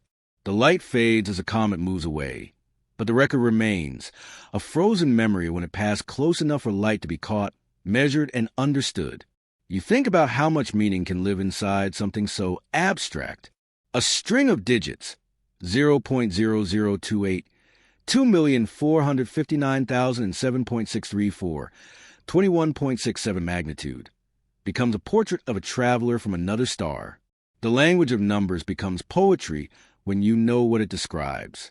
Perhaps this is the most human act of all, to translate silence into meaning, to take the quiet hum of reality and give it form, story, shape. You imagine the astronomers watching their monitors as the signal fades, not in disappointment, but in reverence. They have listened well. The data has spoken. The traveler continues onward, but its message remains here, encoded in numbers and minds. And in that data, there is something humbling. It reminds you that not all discoveries come from grand gestures. Some are born from patience, from hours of near silence, from the soft glow of a monitor and the quiet certainty that the universe is speaking in patterns. There's a quiet rhythm to this data, analysis, reflection, like breathing. Each new dataset becomes an inhale, full of possibility. Each conclusion, a slow exhale of understanding. You realize how close science can come to meditation when practiced in this way. Steady, focus, calm. You picture the data now, lines of light across dark screens. They move gently, like constellations translated into numbers. Somewhere in that rhythm, 3i/Atlas still glows, a distant pulse preserved in the memory of machines. And yet, even in precision of data, mystery lingers. The measurements tell you where it is and how it moves, but not why, not what story it carries from the place it came from. Numbers can reveal motion, but they cannot reveal purpose. That question remains unspoken, suspended between the lines. Perhaps that's why you keep listening. Because data is not the end of the story. It's the beginning of attention. You can listen to a dataset the way you listen to rain. Patterns repeating, rhythms emerging, meanings deepening the longer you stay. Even the noise matters. The slight irregularities, the uncertain points, the faint errors. Within them, discovery often hides. Every deviation is an invitation to look closer. You breathe in that thought and feel it settle into you. In science, as in life, silence is not absence. It is potential. The quiet carries what the loud cannot. The scientists save their work, catalog the findings, and share the results with the world. The numbers flow outward, multiplying across networks, reaching others who will analyze, model, and dream. Somewhere, another pair of eyes will see the same curves and wonder if the object carries frozen water, carbon, fragments of another world. The data keeps speaking, long after the traveler is gone. And through it, humanity listens, not to sound, but to pattern, not to words, but to motion. Perhaps this is what it means to know the universe. To find meaning in what doesn't speak, to listen to the quietest parts of existence until they begin to sing.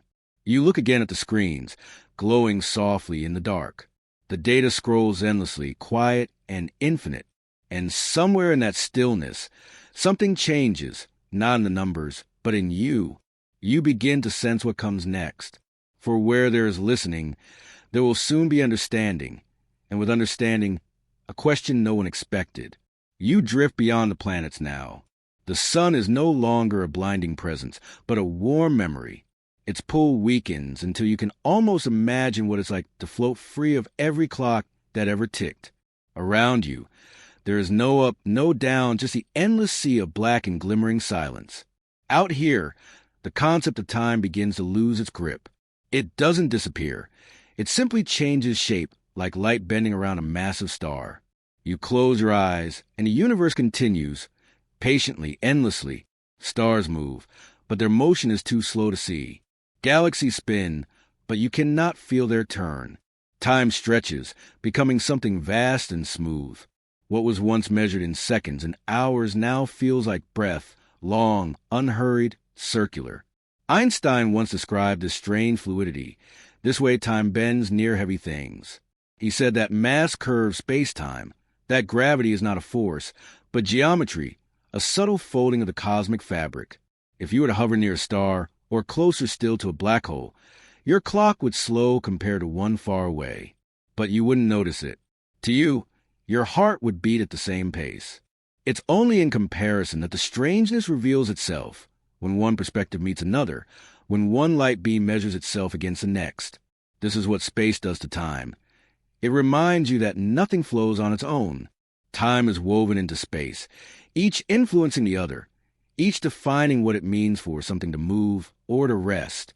You begin to sense that even your thoughts, your memories, follow the same law, curved, not straight. A moment of deep feeling stretches longer in memory.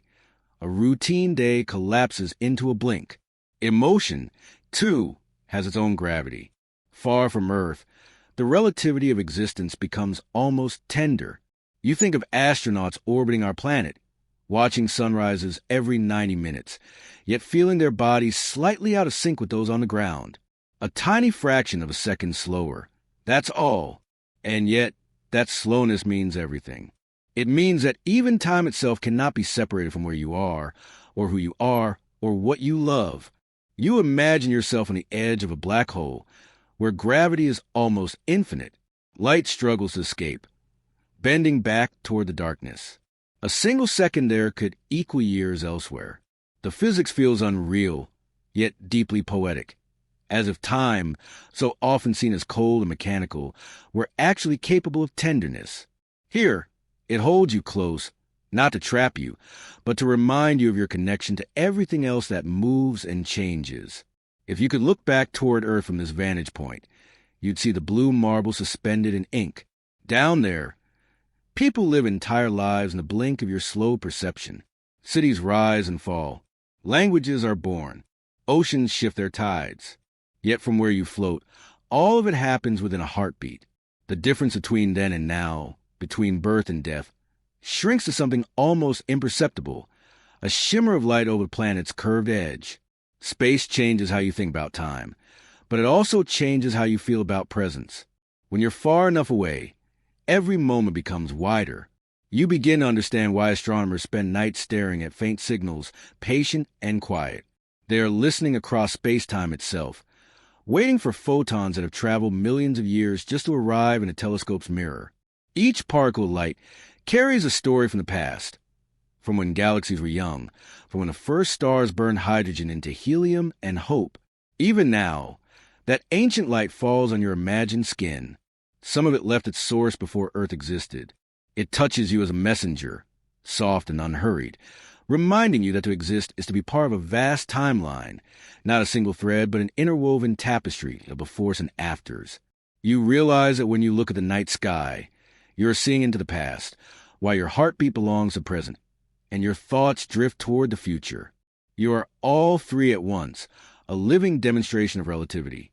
You let the feelings sink in. The universe doesn't measure itself in minutes. It moves in rhythms, in flows of energy and space. The pulse of time is slower than any clock can count. You think of Earth again, its spinning, its days and nights, and how every sunrise you've ever known was just your small patch of the planet turning into the light. Time feels personal there, but here, in this cosmic expanse, it feels communal, a shared heartbeat across billions of suns. Einstein's insight wasn't just mathematical. It was almost spiritual, the realization that everything affects everything else, even through distance. Your mass, your motion, your presence, they, too, curve the fabric of space-time ever so slightly. You may be small, but you still make an impression on the universe. You leave a trace, a slight bending, a whisper in a weave. You wonder if memory works the same way, bending, folding, making some moments last longer than others. Perhaps grief pulls time toward it, heavy and dense, while joy expands it outward, making seconds light and fast. Maybe this is why love feels timeless, because emotion curves the mind's own space-time. As you drift, a sense of stillness spreads through you. The stars no longer seem scattered. They form a shape, a gentle architecture of distances and delays. Every photon traveling toward you carries both space and time inside it. To see light is to touch the past. To imagine the future is to bend your own present. And suddenly, you understand why silence feels so vast. It is a sound of stretched time, of a universe pausing between beats. You feel no hurry to return. The cosmos isn't rushing anywhere. It is patient with itself. Even its explosions, supernovae, quasars, collisions, unfold slowly enough to be tender, if you only change the scale of your watching. Out here, every perspective is relative. Every truth depends on where you stand, how fast you move, what you are near. But there's a comfort in that, a quiet assurance that even the most rigid laws of nature allow room for grace. You are part of a vast dance of curvatures, each step shifting how time feels beneath your feet. You breathe, you float, you listen. The seconds no longer click. They drift. And somewhere inside this cosmic dilation, you feel an echo of your own mind, its thoughts expanding and contracting, its questions looping around unseen centers of gravity. Perhaps this is what it means to understand not just physics, but wonder, to feel the bending of time within yourself. And as you gaze once more at the endless dark, you sense the next question rising, soft as dawn. If time can bend, then what does that make a memory, and what are the dreams that bend it further still? You float through what seems like emptiness. The stars are scattered, but between them stretches a black so deep it feels absolute, a quiet canvas that swallows sound, color, and shape. You've heard people call it the void. Yet the longer you drift here, the more you sense that the dark is not truly dark. It hums with something unseen, a subtle energy, a faint shimmer beneath perception. Space, after all, is not blank. It only appears that way to eyes made for Earth's daylight. Your vision was shaped by the narrow band of wavelengths the sun pours across the sky, the rainbow slice between red and violet. Outside that spectrum lies an ocean of hidden light. The universe glows with it, endlessly. If you could tune your senses wider, you would see the void bloom. Infrared waves ripple like slow, silent tides, revealing warmth from dust and dying stars. Ultraviolet light flickers like invisible flame, showing regions where new suns are born in clouds of hydrogen and helium. X-rays and gamma rays dart through the dark like whispers of ancient cataclysms, the signatures of stars that collapsed long ago. The black you see is an illusion, a limit of biology, not reality. Astronomers learn to see past this blindness. With radio telescopes the size of continents, they collect waves millions of times longer than visible light. With detectors cool close to absolute zero, they sense photons that began their journey at the dawn of time. Each wavelength adds a new brushstroke to the portrait of the cosmos. And when they combine these colors, radio, microwave, infrared, optical, ultraviolet, X-ray, gamma, the dark becomes radiant. Nebulae once invisible emerge like painted veils. Galaxies unfold their spiral arms. Even the vast space between them is revealed as alive, filled with drifting atoms, magnetic fields, and the faint afterglow of creation. That afterglow, the cosmic microwave background, is perhaps the most delicate color of all. It's the oldest light in existence, born nearly 14 billion years ago when the universe cooled enough for atoms to form and photons to travel freely. It fills every corner of space, a faint whisper of heat still lingering at just 2.7 degrees above absolute zero. If you could see in microwaves, the darkness would fade to a soft, mottled glow, the baby picture of the cosmos itself. From it, scientists learned that the universe began not in silence, but in expansion and warmth. The faint variations in that light, tiny ripples in temperature, were the seeds from which galaxies grew. You imagine what it would be like to drift through that ancient glow, to feel the universe's own memory brushing against your skin. There's something humbling about it. This light that has traveled since the beginning, passing through everything, stars, dust, even your body now, and never ceasing.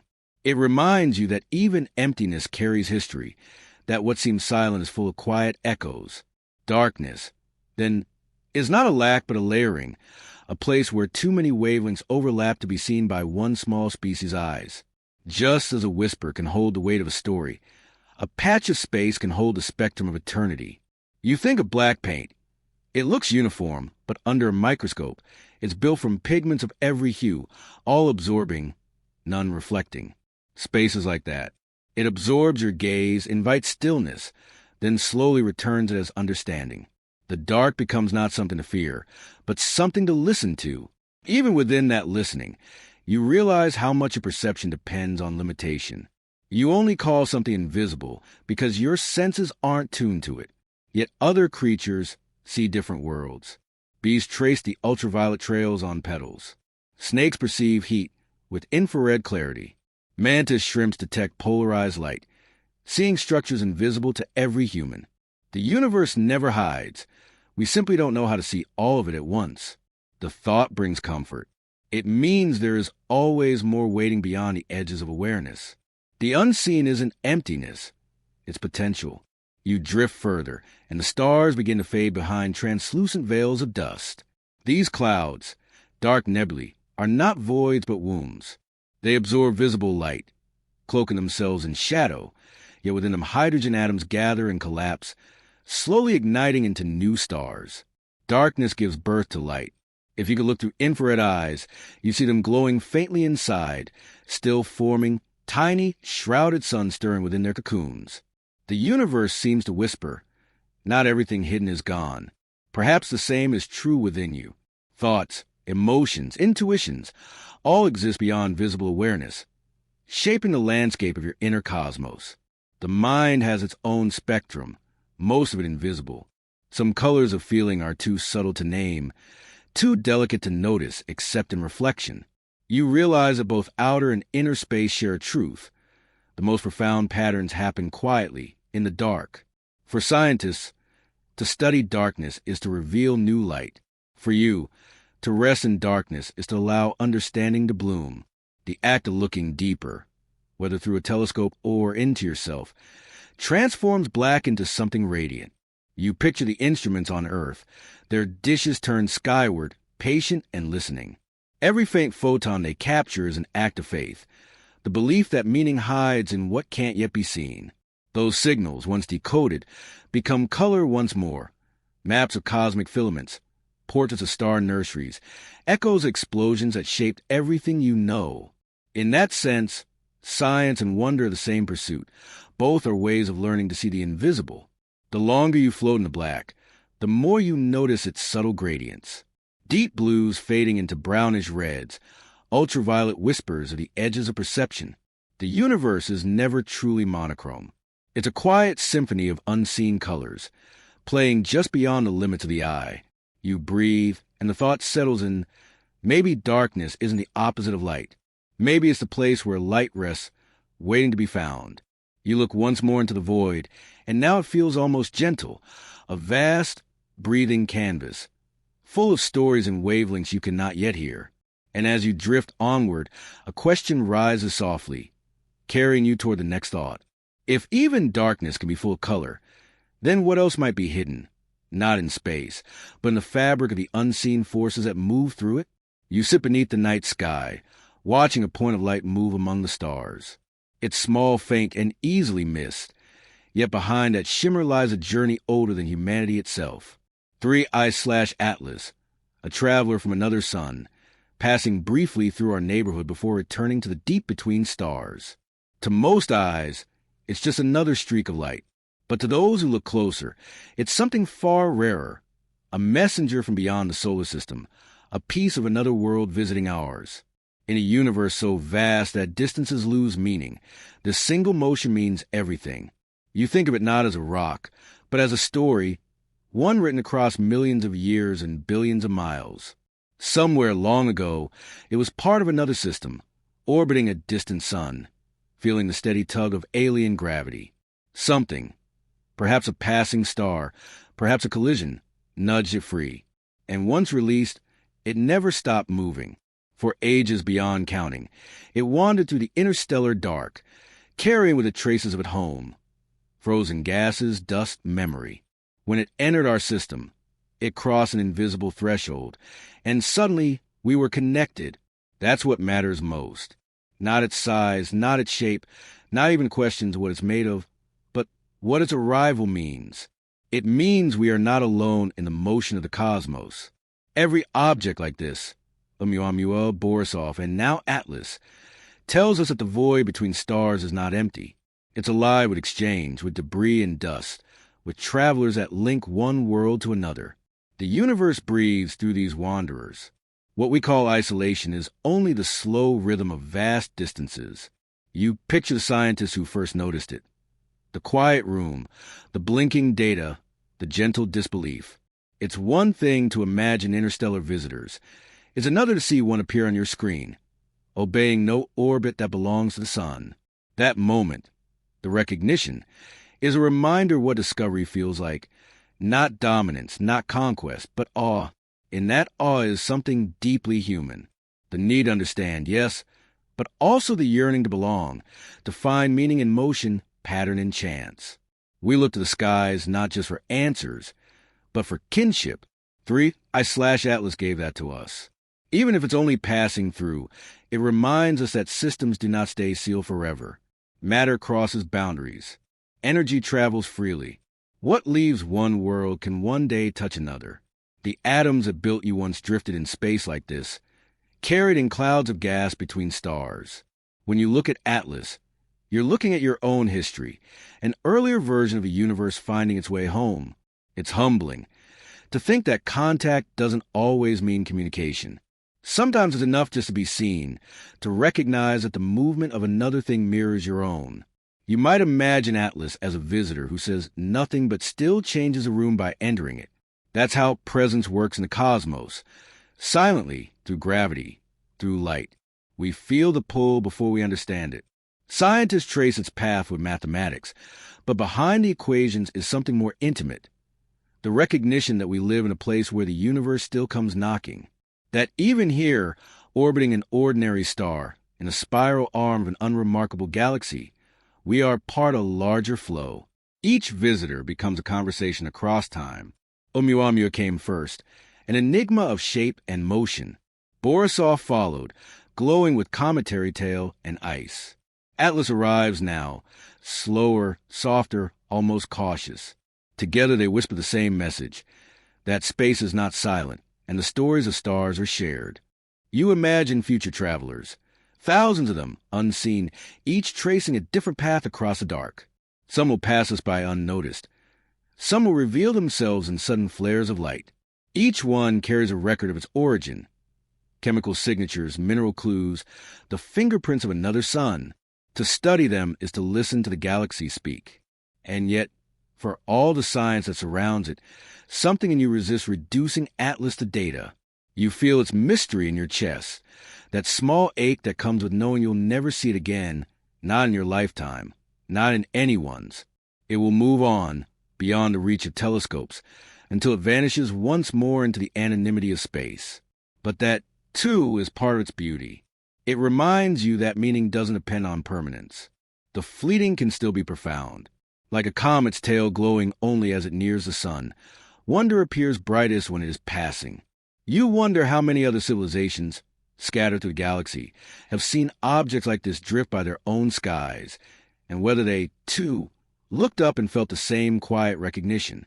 Perhaps 3I/Atlas has already crossed paths with countless suns, leaving behind traces of awe wherever it went. It's comforting to think of the cosmos as a place of shared surprise, a vast web of awareness where each encounter ripples outward. When an interstellar traveler enters our system, it's not just a scientific event.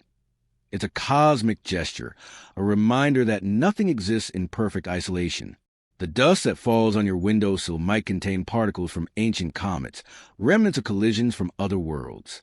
The air you breathe carries atoms once forged in distant supernovae. Every breath, every blink, every heartbeat is made of borrowed starlight. 3I/Atlas only makes that truth visible. Its journey is not separate from yours. You, too, move through space, not still but spinning, circling, drifting.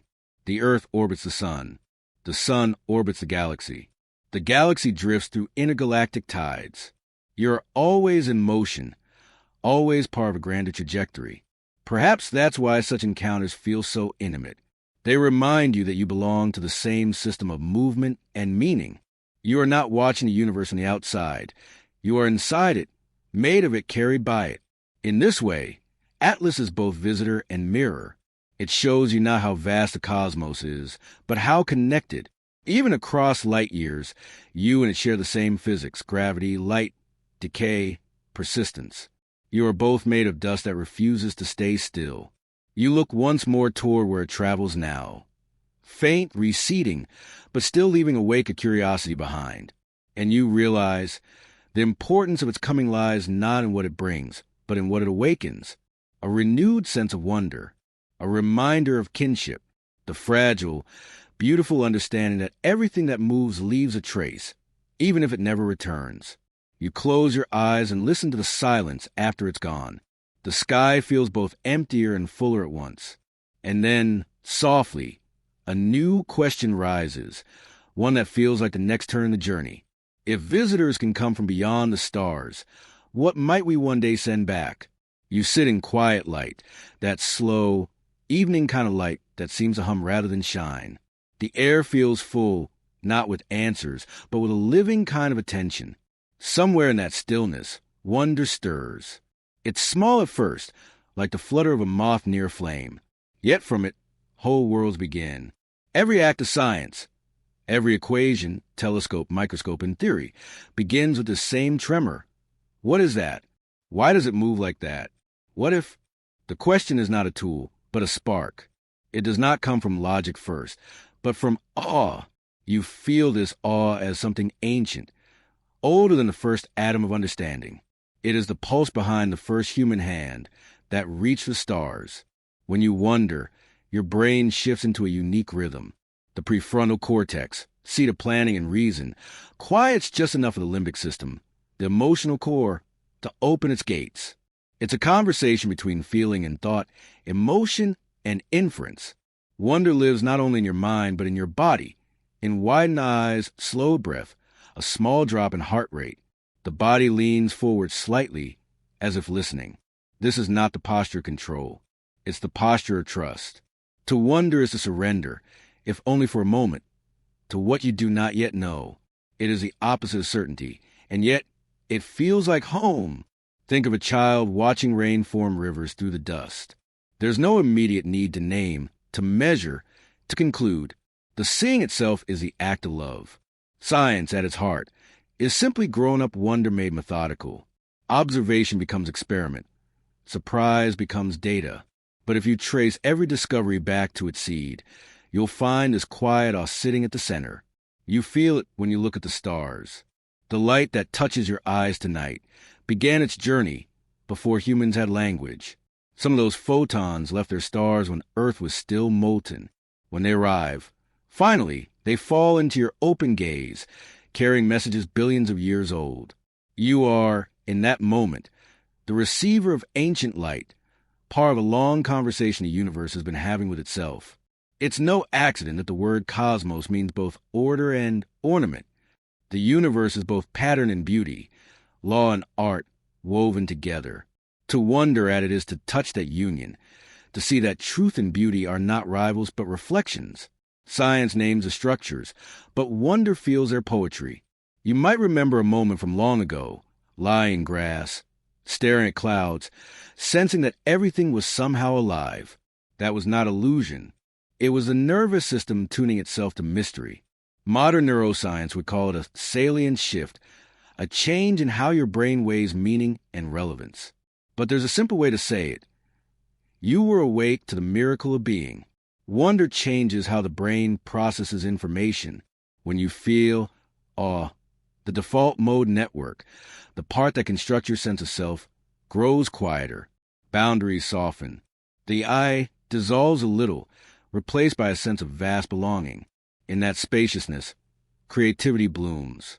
You make new connections, see familiar things as if for the first time. This is why so many scientific breakthroughs are born not from force, but from fascination. Einstein once said he had no special talent, only passionate curiosity. He understood that the mind's greatest power lies not in knowing, but in not knowing. The mystery itself is the engine. When he imagined riding alongside a beam of light, he wasn't solving an equation yet. He was playing, dreaming in physics. The equations came later, born of that first imaginative leap. And so it goes with you. Each time you let yourself marvel at something, a seed cracking open, a drop of water holding a perfect world upside down, you are participating in the oldest experiment there is, perception meeting mystery. You are rejoining that ancient lineage of wanderers who built knowledge not to cage the world, but to sing with it. Even in the smallest discoveries, the feeling persists. A microscope reveals the delicate lattice of a snowflake, and you feel the same quiet astonishment as those who first looked through Galileo's lens at Jupiter's moons. Wonder scales across magnitude, from galaxies to grains of sand, reminding you that curiosity doesn't need grandeur, only attention. And perhaps that's what science truly asks of you, to pay attention, to stay with the question long enough that it begins to unfold itself. In a distracted age, this act of sustained curiosity is almost radical. You practice it like breathing. You watch, you wait, you wonder, and slowly, the world reveals itself in kind. But wonder also carries humility. Every answer expands the horizon of what remains unknown. The more you learn, the larger the mystery grows. Each discovery is a door that opens into 10 new hallways. It's not a failure of science. It's its very essence. Knowledge is not a tower reaching upward, but a spiral, deepening with every turn. You begin to see that wonder is not childish. It is the opposite of cynicism. It's an act of courage to stand before the infinite and keep your heart open, to admit that the universe is too vast to be fully contained by certainty, yet to keep asking anyway. In this quiet realization, you breathe easier. You feel yourself as part of a great continuum of minds and hearts, all looking outward, all seeking inward at once. Wonder is a thread that binds them, connecting astronomers to poets, physicists to children, you to the stars. As the evening deepens, you imagine the first scientists, long before laboratories or theories, gazing into night, tracing patterns in constellations. They were not yet measuring the heavens. They were listening. Every discovery begins as listening. Every truth begins as a question whispered into the dark. You close your eyes and sense that same quiet reaching within you now, that gentle hunger to understand not only the world, but your place within it. It is both restless and serene, like a tide that knows where it's going. You realize that to wonder is to be alive in the fullest sense, a mind lit by curiosity, a heart open to the unknown. You drift into that feeling, weightless. The questions hum softly around you, endless, tender, luminous. You don't need to answer them yet, because the next one you feel might change everything. You gaze toward the darkness, and for a moment, it feels alive, not empty, not silent, but full of slow travelers, unseen and unhurried. Somewhere out there in the vast gulf between stars, another visitor is drifting toward the light of the sun. You cannot see it yet. No telescope can, but it moves, steady and sure, following a trajectory older than our language for motion. You remember the first time you heard of such visitors, bodies from other star systems wandering into ours. Objects like Oumuamua and 2I/Borisov, strange messengers that slipped through the solar system for a brief hello before vanishing again into interstellar night. For a moment, they turn our eyes outward, reminding us that our sun is not alone, that the space between stars is not as still as it seems. It is humbling, isn't it, to realize that what we call the void is full of movement? Every grain of dust, every fragment of ice, every lost rock carries a story billions of years long. They wander not aimlessly, but according to gravitational poetry of galaxies, long, invisible threads pulling and releasing, weaving encounters that span epochs. And among those threads, a few cross paths with us. Astronomers now believe that interstellar visitors may not be rare at all, only faint. For everyone we have seen, there could be thousands more passing unnoticed, their reflections too dim to reach our eyes. Space, after all, is vast, and our instruments, though brilliant, are still young. But they are growing. Soon, new eyes will open to the sky, vast telescopes with mirrors that drink in light like oceans. The Vera Rubin Observatory, the James Webb Space Telescope, the future ELT on distant mountain tops, each one an outpost of wonder, waiting to greet the next traveler. You imagine them as sentinels of curiosity, not guarding but welcoming. Each photon caught in their glass is a whisper from elsewhere. When one of these wanderers appears again, a streak of motion among the fixed stars, we will listen more closely this time.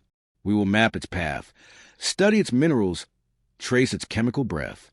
We will ask what star it came from, what systems it passed, what stories it carries in its dust. Somewhere, perhaps, other worlds are doing the same.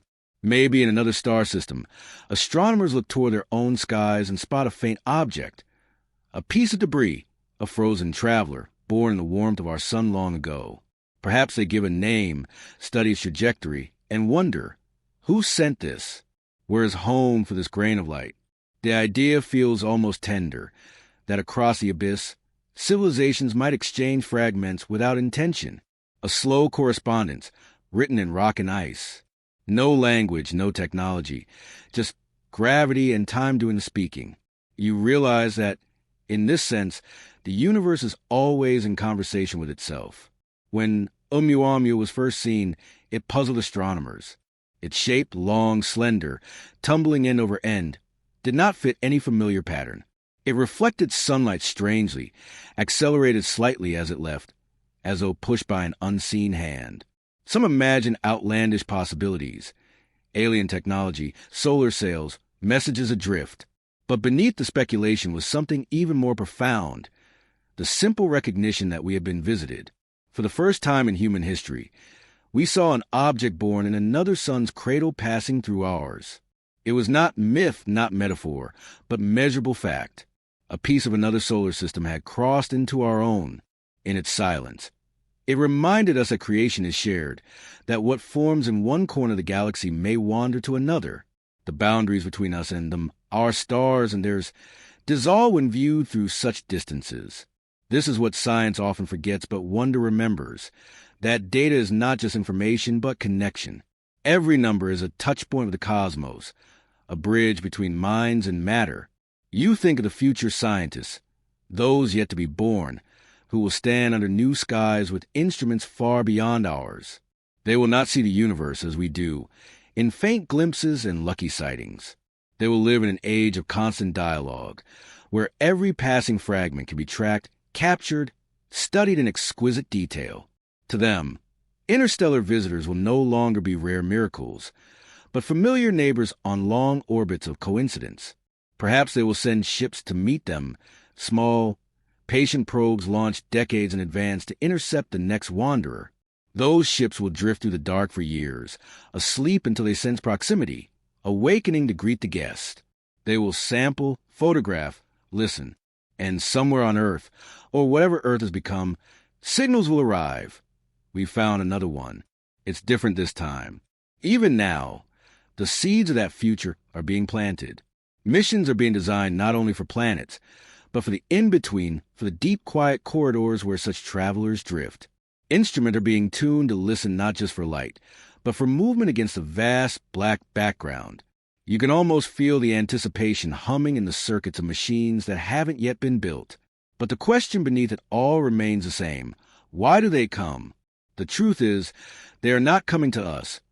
We are simply in the way of their ancient paths. Each one follows a course written by the slow mathematics of stars, long before we existed to witness it. Yet, in their passing, they make us aware of our own motion. We, too, are wanderers.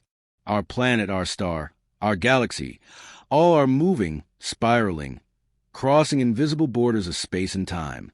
The interstellar visitors remind us that even the home we cling to is part of a larger drift. Sometimes you wonder what one of them might see as it passes by. Perhaps the faint blue shimmer of Earth, a small signal of warmth and water. Perhaps the glint of a satellite, a flash of technology in an otherwise natural silence. Maybe nothing at all. Maybe they slip through our system unaware of the life they brush past. But still, the meeting happens, even if unnoticed. The universe is full of unacknowledged encounters. It makes you think about perspective. How much happens beyond your field of vision, beyond your knowing? Just because something escapes your sight doesn't mean it isn't there. Just because you don't yet understand doesn't mean you never will. This is the quiet beauty of interstellar science. It humbles without diminishing. It says, you are small, but you are part of the pattern.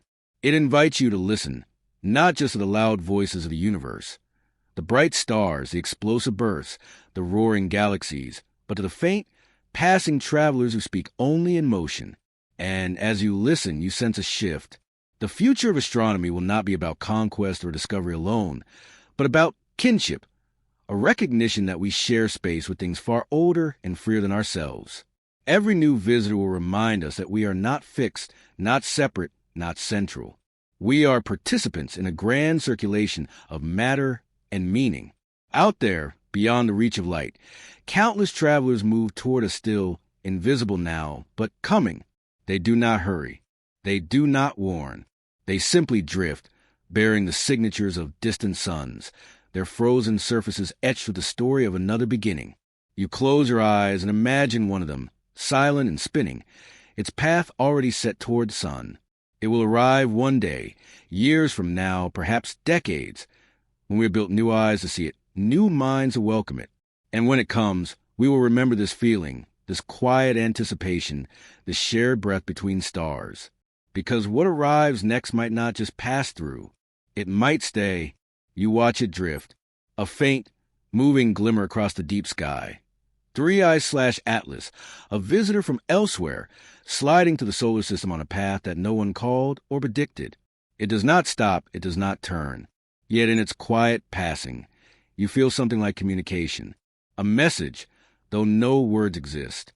It came from nowhere you can name. Perhaps from the outskirts of another star's gravity, or from the cold, dim fields between suns where time moves differently. Its body is ice and dust, ordinary in one sense. But its journey makes it extraordinary. For millions of years, it traveled unmeasured distances, untouched by light, unseen by any eye. And then, for a brief moment, it entered our story. Astronomers study its trajectory, its brightness, its chemical trace. Equations bloom on screens, models spin on digital grids. The data looks silent, but in truth, it hums, not in sound, but in pattern. The language of physics is not made of syllables. It is made of relations. Every number whispers to another, and together they form meaning. And this is how you learn to listen. You realize that most of the universe never meant to speak, yet it does. A planet's orbit says something about mass and time. A comet's tail reveals its temperature and age. Even background radiation, faint and uniform, carries the echo of the universe's beginning. Meaning is not given, it is discovered. The message was never meant to be sent, yet you receive it. You think about that. How much of science is eavesdropping on a cosmos that never asked to be heard? When radio telescopes turn toward the sky, they listen to ancient static. That static is not trying to reach us. It's simply what remains, the leftover whisper creation. Yet from it, you can reconstruct an entire history of heat and expansion, density and light. From silence, understanding blooms. Three Eyes/Atlas joins that same quiet tradition, a fragment that teaches by existing. It carries no code, no inscription, no signal. Its message is not look at me, but look outward. It reminds you that the universe is active, dynamic, and ongoing, that even the most desolate spaces are not empty of story. As it travels through the inner system, astronomers measure its brightness against the sun's light, watching how it fades. The dimming tells of dust sublimating, ice surrendering to heat, a small world dissolving, molecule by molecule, into nothing. And even that vanishing is information, a process revealing composition, density, age. What is lost becomes what is learned. You imagine the object as a kind of accidental teacher, not deliberate, but profound. It reminds us of movement, impermanence, the shared fragility of everything made of matter. You sense that it doesn't matter whether it means to say something. What matters is that you are listening. Maybe that is a deeper lesson of discovery. That meaning doesn't depend on intention. The earth itself never meant to host consciousness. Yet here you are. Life did not plan to reflect upon itself. Yet it does. Awareness blooms in places where no design demanded it. You, too, are an unintended message, sent by forces older than thought, carried by chance.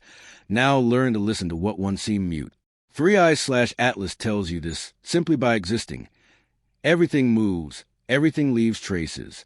You cannot cross a space, even a cosmic one, without changing it. Its trajectory is slightly altered by the sun's pull, its surface reshaped by solar wind, its particles scattered into the long tail that will drift behind it for centuries.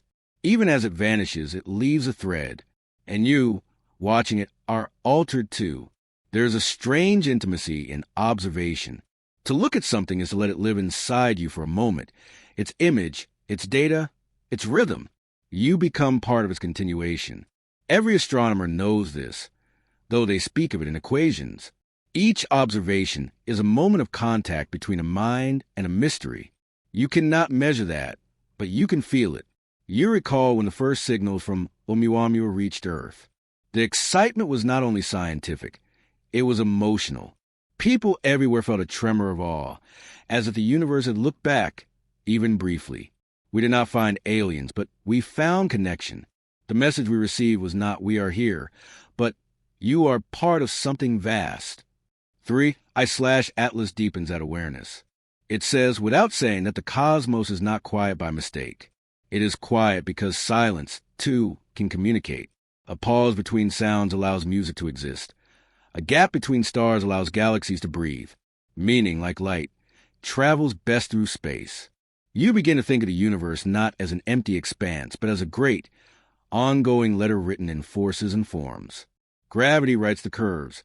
Light writes the punctuation. Each comet, each fragment, each bit of radiation adds a phrase. And we, with our instruments, our curiosity, our fragile hunger for understanding, are the readers. When you listen like that, science and poetry meet. Both are forms of attention.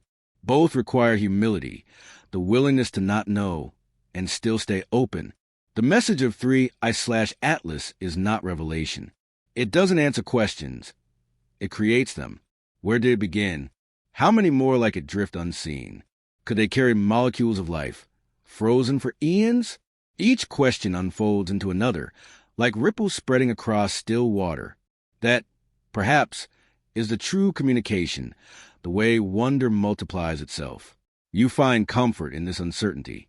There's no need to rush toward conclusion. Sometimes, the most profound understanding comes from patience, from letting the unknown remain unknown, long enough to change you. The scientists will keep studying it, running simulations, drawing curves of prediction. They will write papers filled with numbers and probability distributions.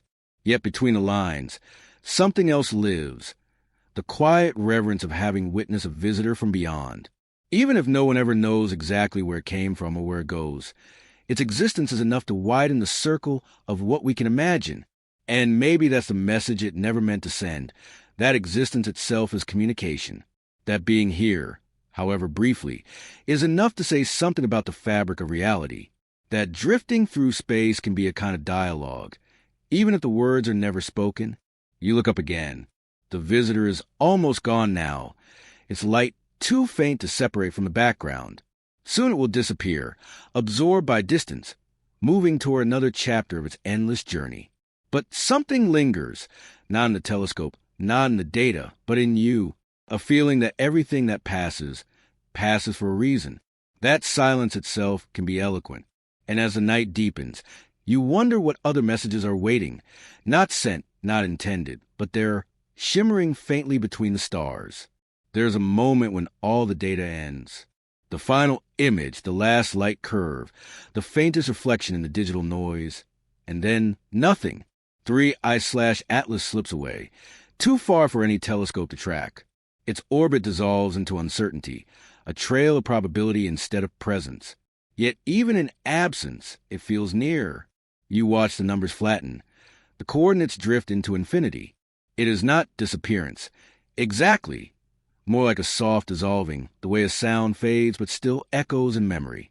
Somewhere beyond the sun's reach, beyond the last magnetic breath of our heliosphere, the traveler continues, unseen but not forgotten. Astronomers mark the moment it is lost from sight.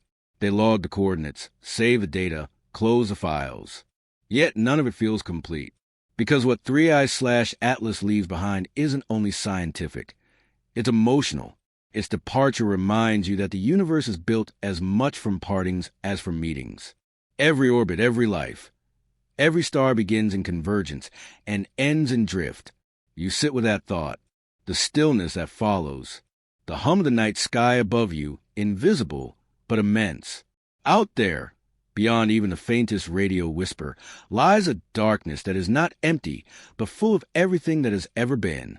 3I/Atlas joins that ocean now, another ripple among countless others. It's strange how a thing you never touched can still leave an ache, not of sadness, but of wonder, a tenderness toward something so far, so unreachable yet briefly known. For a few days or weeks, humanity shared its orbit, its reflected sunlight, its path through gravity's unseen lines. Then, like a breath released, it was gone. You imagine what it sees now. If seeing can even exist out there, where photons are rare and cold. Perhaps it glides through a desert of particles, past relics of dead stars, past invisible waves of ancient radiation still carrying the temperature of creation. Space is quiet, but not silent. It hums in frequencies too low for human ears. And if you listen, even here on Earth, you can almost sense that hum, the steady pulse of cosmic background radiation, the faint murmur of existence itself. You realize that what we call silence is never truly empty. It's simply beyond our hearing. 3I/Atlas moves through that ocean like a memory through time. Gravity bends its path only slightly now, letting it go. The sun becomes another point of light behind it, shrinking as it drifts farther. Ahead lies nothing familiar. No planets, no warmth, no reference. And yet it belongs. Out there, everything belongs. You picture the spacecraft humanity once sent outward. The Voyagers, the pioneers, each carrying a record of who we are. Their golden discs, their faint signals, their messages of greeting to whatever might listen. They, too, have crossed the boundary where our solar wind gives way to the quiet of interstellar space. They, too, drift beyond knowing. Perhaps 3I/Atlas passes near one of them someday. Perhaps not. In truth, distances are too vast for coincidence. But in imagination, you let them meet, a comet of ancient ice and a metal relic of intention, one born of nature, one born of curiosity, both travelers in the same direction, both carrying messages that no one may ever read. That is the strange poetry of the cosmos, the way it keeps writing even when no one watches. Stars burn, comets drift, galaxies collide, not for an audience, but because that is what existence does. Creation is constant motion. Observation is our small way of participating in it. You remember how the first astronomers once traced comets as omens. They looked up and saw meaning in every arc across the night. Now, you look up and see data, velocity, mass, reflectivity. But beneath both, the feeling is the same. Awe. The same trembling awareness that something beyond us moves through the dark, and that, perhaps, is the real continuity, the human impulse to make meaning out of motion. 3I/Atlas may have no message, but its passing shapes the way we think about distance, time, and belonging. It deepens our sense of home, because to know that something comes from elsewhere is to be reminded that elsewhere exists, that our sun is not the center, but one among billions, that we are part of a larger circulation of dust and gravity, of travelers unseen. You realize how connected it all is. The Earth, the stars, the interstellar winds that carry fragments from one system to another. Life itself may be born of such exchanges, molecules wandering, carried between stars, waiting for a world to rest upon. And so, even as a comet fades beyond reach, you feel the connection hold, not as light or data, but as awareness, a thread between mind and matter, between curiosity and cosmos. That, too, is a kind of gravity. You close your eyes and picture its journey through the deep, thousands of years of unbroken night, endless rotations, silent revolutions. No destination, no need for one, just motion through the possible. You wonder if the universe feels its own movement, if galaxies sense their turning, or if time itself is simply what motion feels like from within. There's something peaceful in not knowing, in releasing the need to track, to measure, to explain. You let the comet go, not as loss, but as lesson, that everything eventually drifts beyond your reach, and that this is natural. Not all mysteries are meant to be solved. Some are meant to teach patience. The data may fade, but the wonder remains. Somewhere in a lab, a scientist still keeps a faint image on their screen, zooming into the pixelated speck that was once 3I/Atlas. Somewhere, a student runs simulations, try and predict where it might go next. Somewhere, a child reads it in a book and looks up, trying to find it. The story continues, even without the source. That is how knowledge works. It grows not from possession, but from passing. Ideas move from one mind to another the same way comets cross between stars, carrying fragments, sparks, possibility. You realize that perhaps we, too, are travelers like that, temporary, luminous, on our way towards something unknown. And as you think this, you feel the night widen. The stars seem to breathe. The silence becomes a kind of answer, not with words, but with stillness that says, you are part of this too. The comet is gone now. Its path extends into invisibility, into the realm beyond certainty. Yet somehow, knowing that it exists, even unseen, brings comfort, like a heartbeat continuing beyond hearing, like a friend who has simply drifted further into the dark. You exhale slowly, matching the rhythm of its imagined motion. You feel yourself settle into the same current, not resisting, not clinging, just moving with it. The boundaries between observer and observed begin to soften. The universe feels less like something to study and more like something you are within. Perhaps this is what knowing becomes, once you let go of certainty. Not answers, but alignment, a quiet harmony with the motion of things. And in that stillness, you begin to wonder what else might be out there. What other travelers, what other messages, what other stories waiting to drift through our sky? Because endings, in the language of the cosmos, are never truly ends. They are simply transitions, one current fading into another. And somewhere, beyond our knowing, something new is already on its way.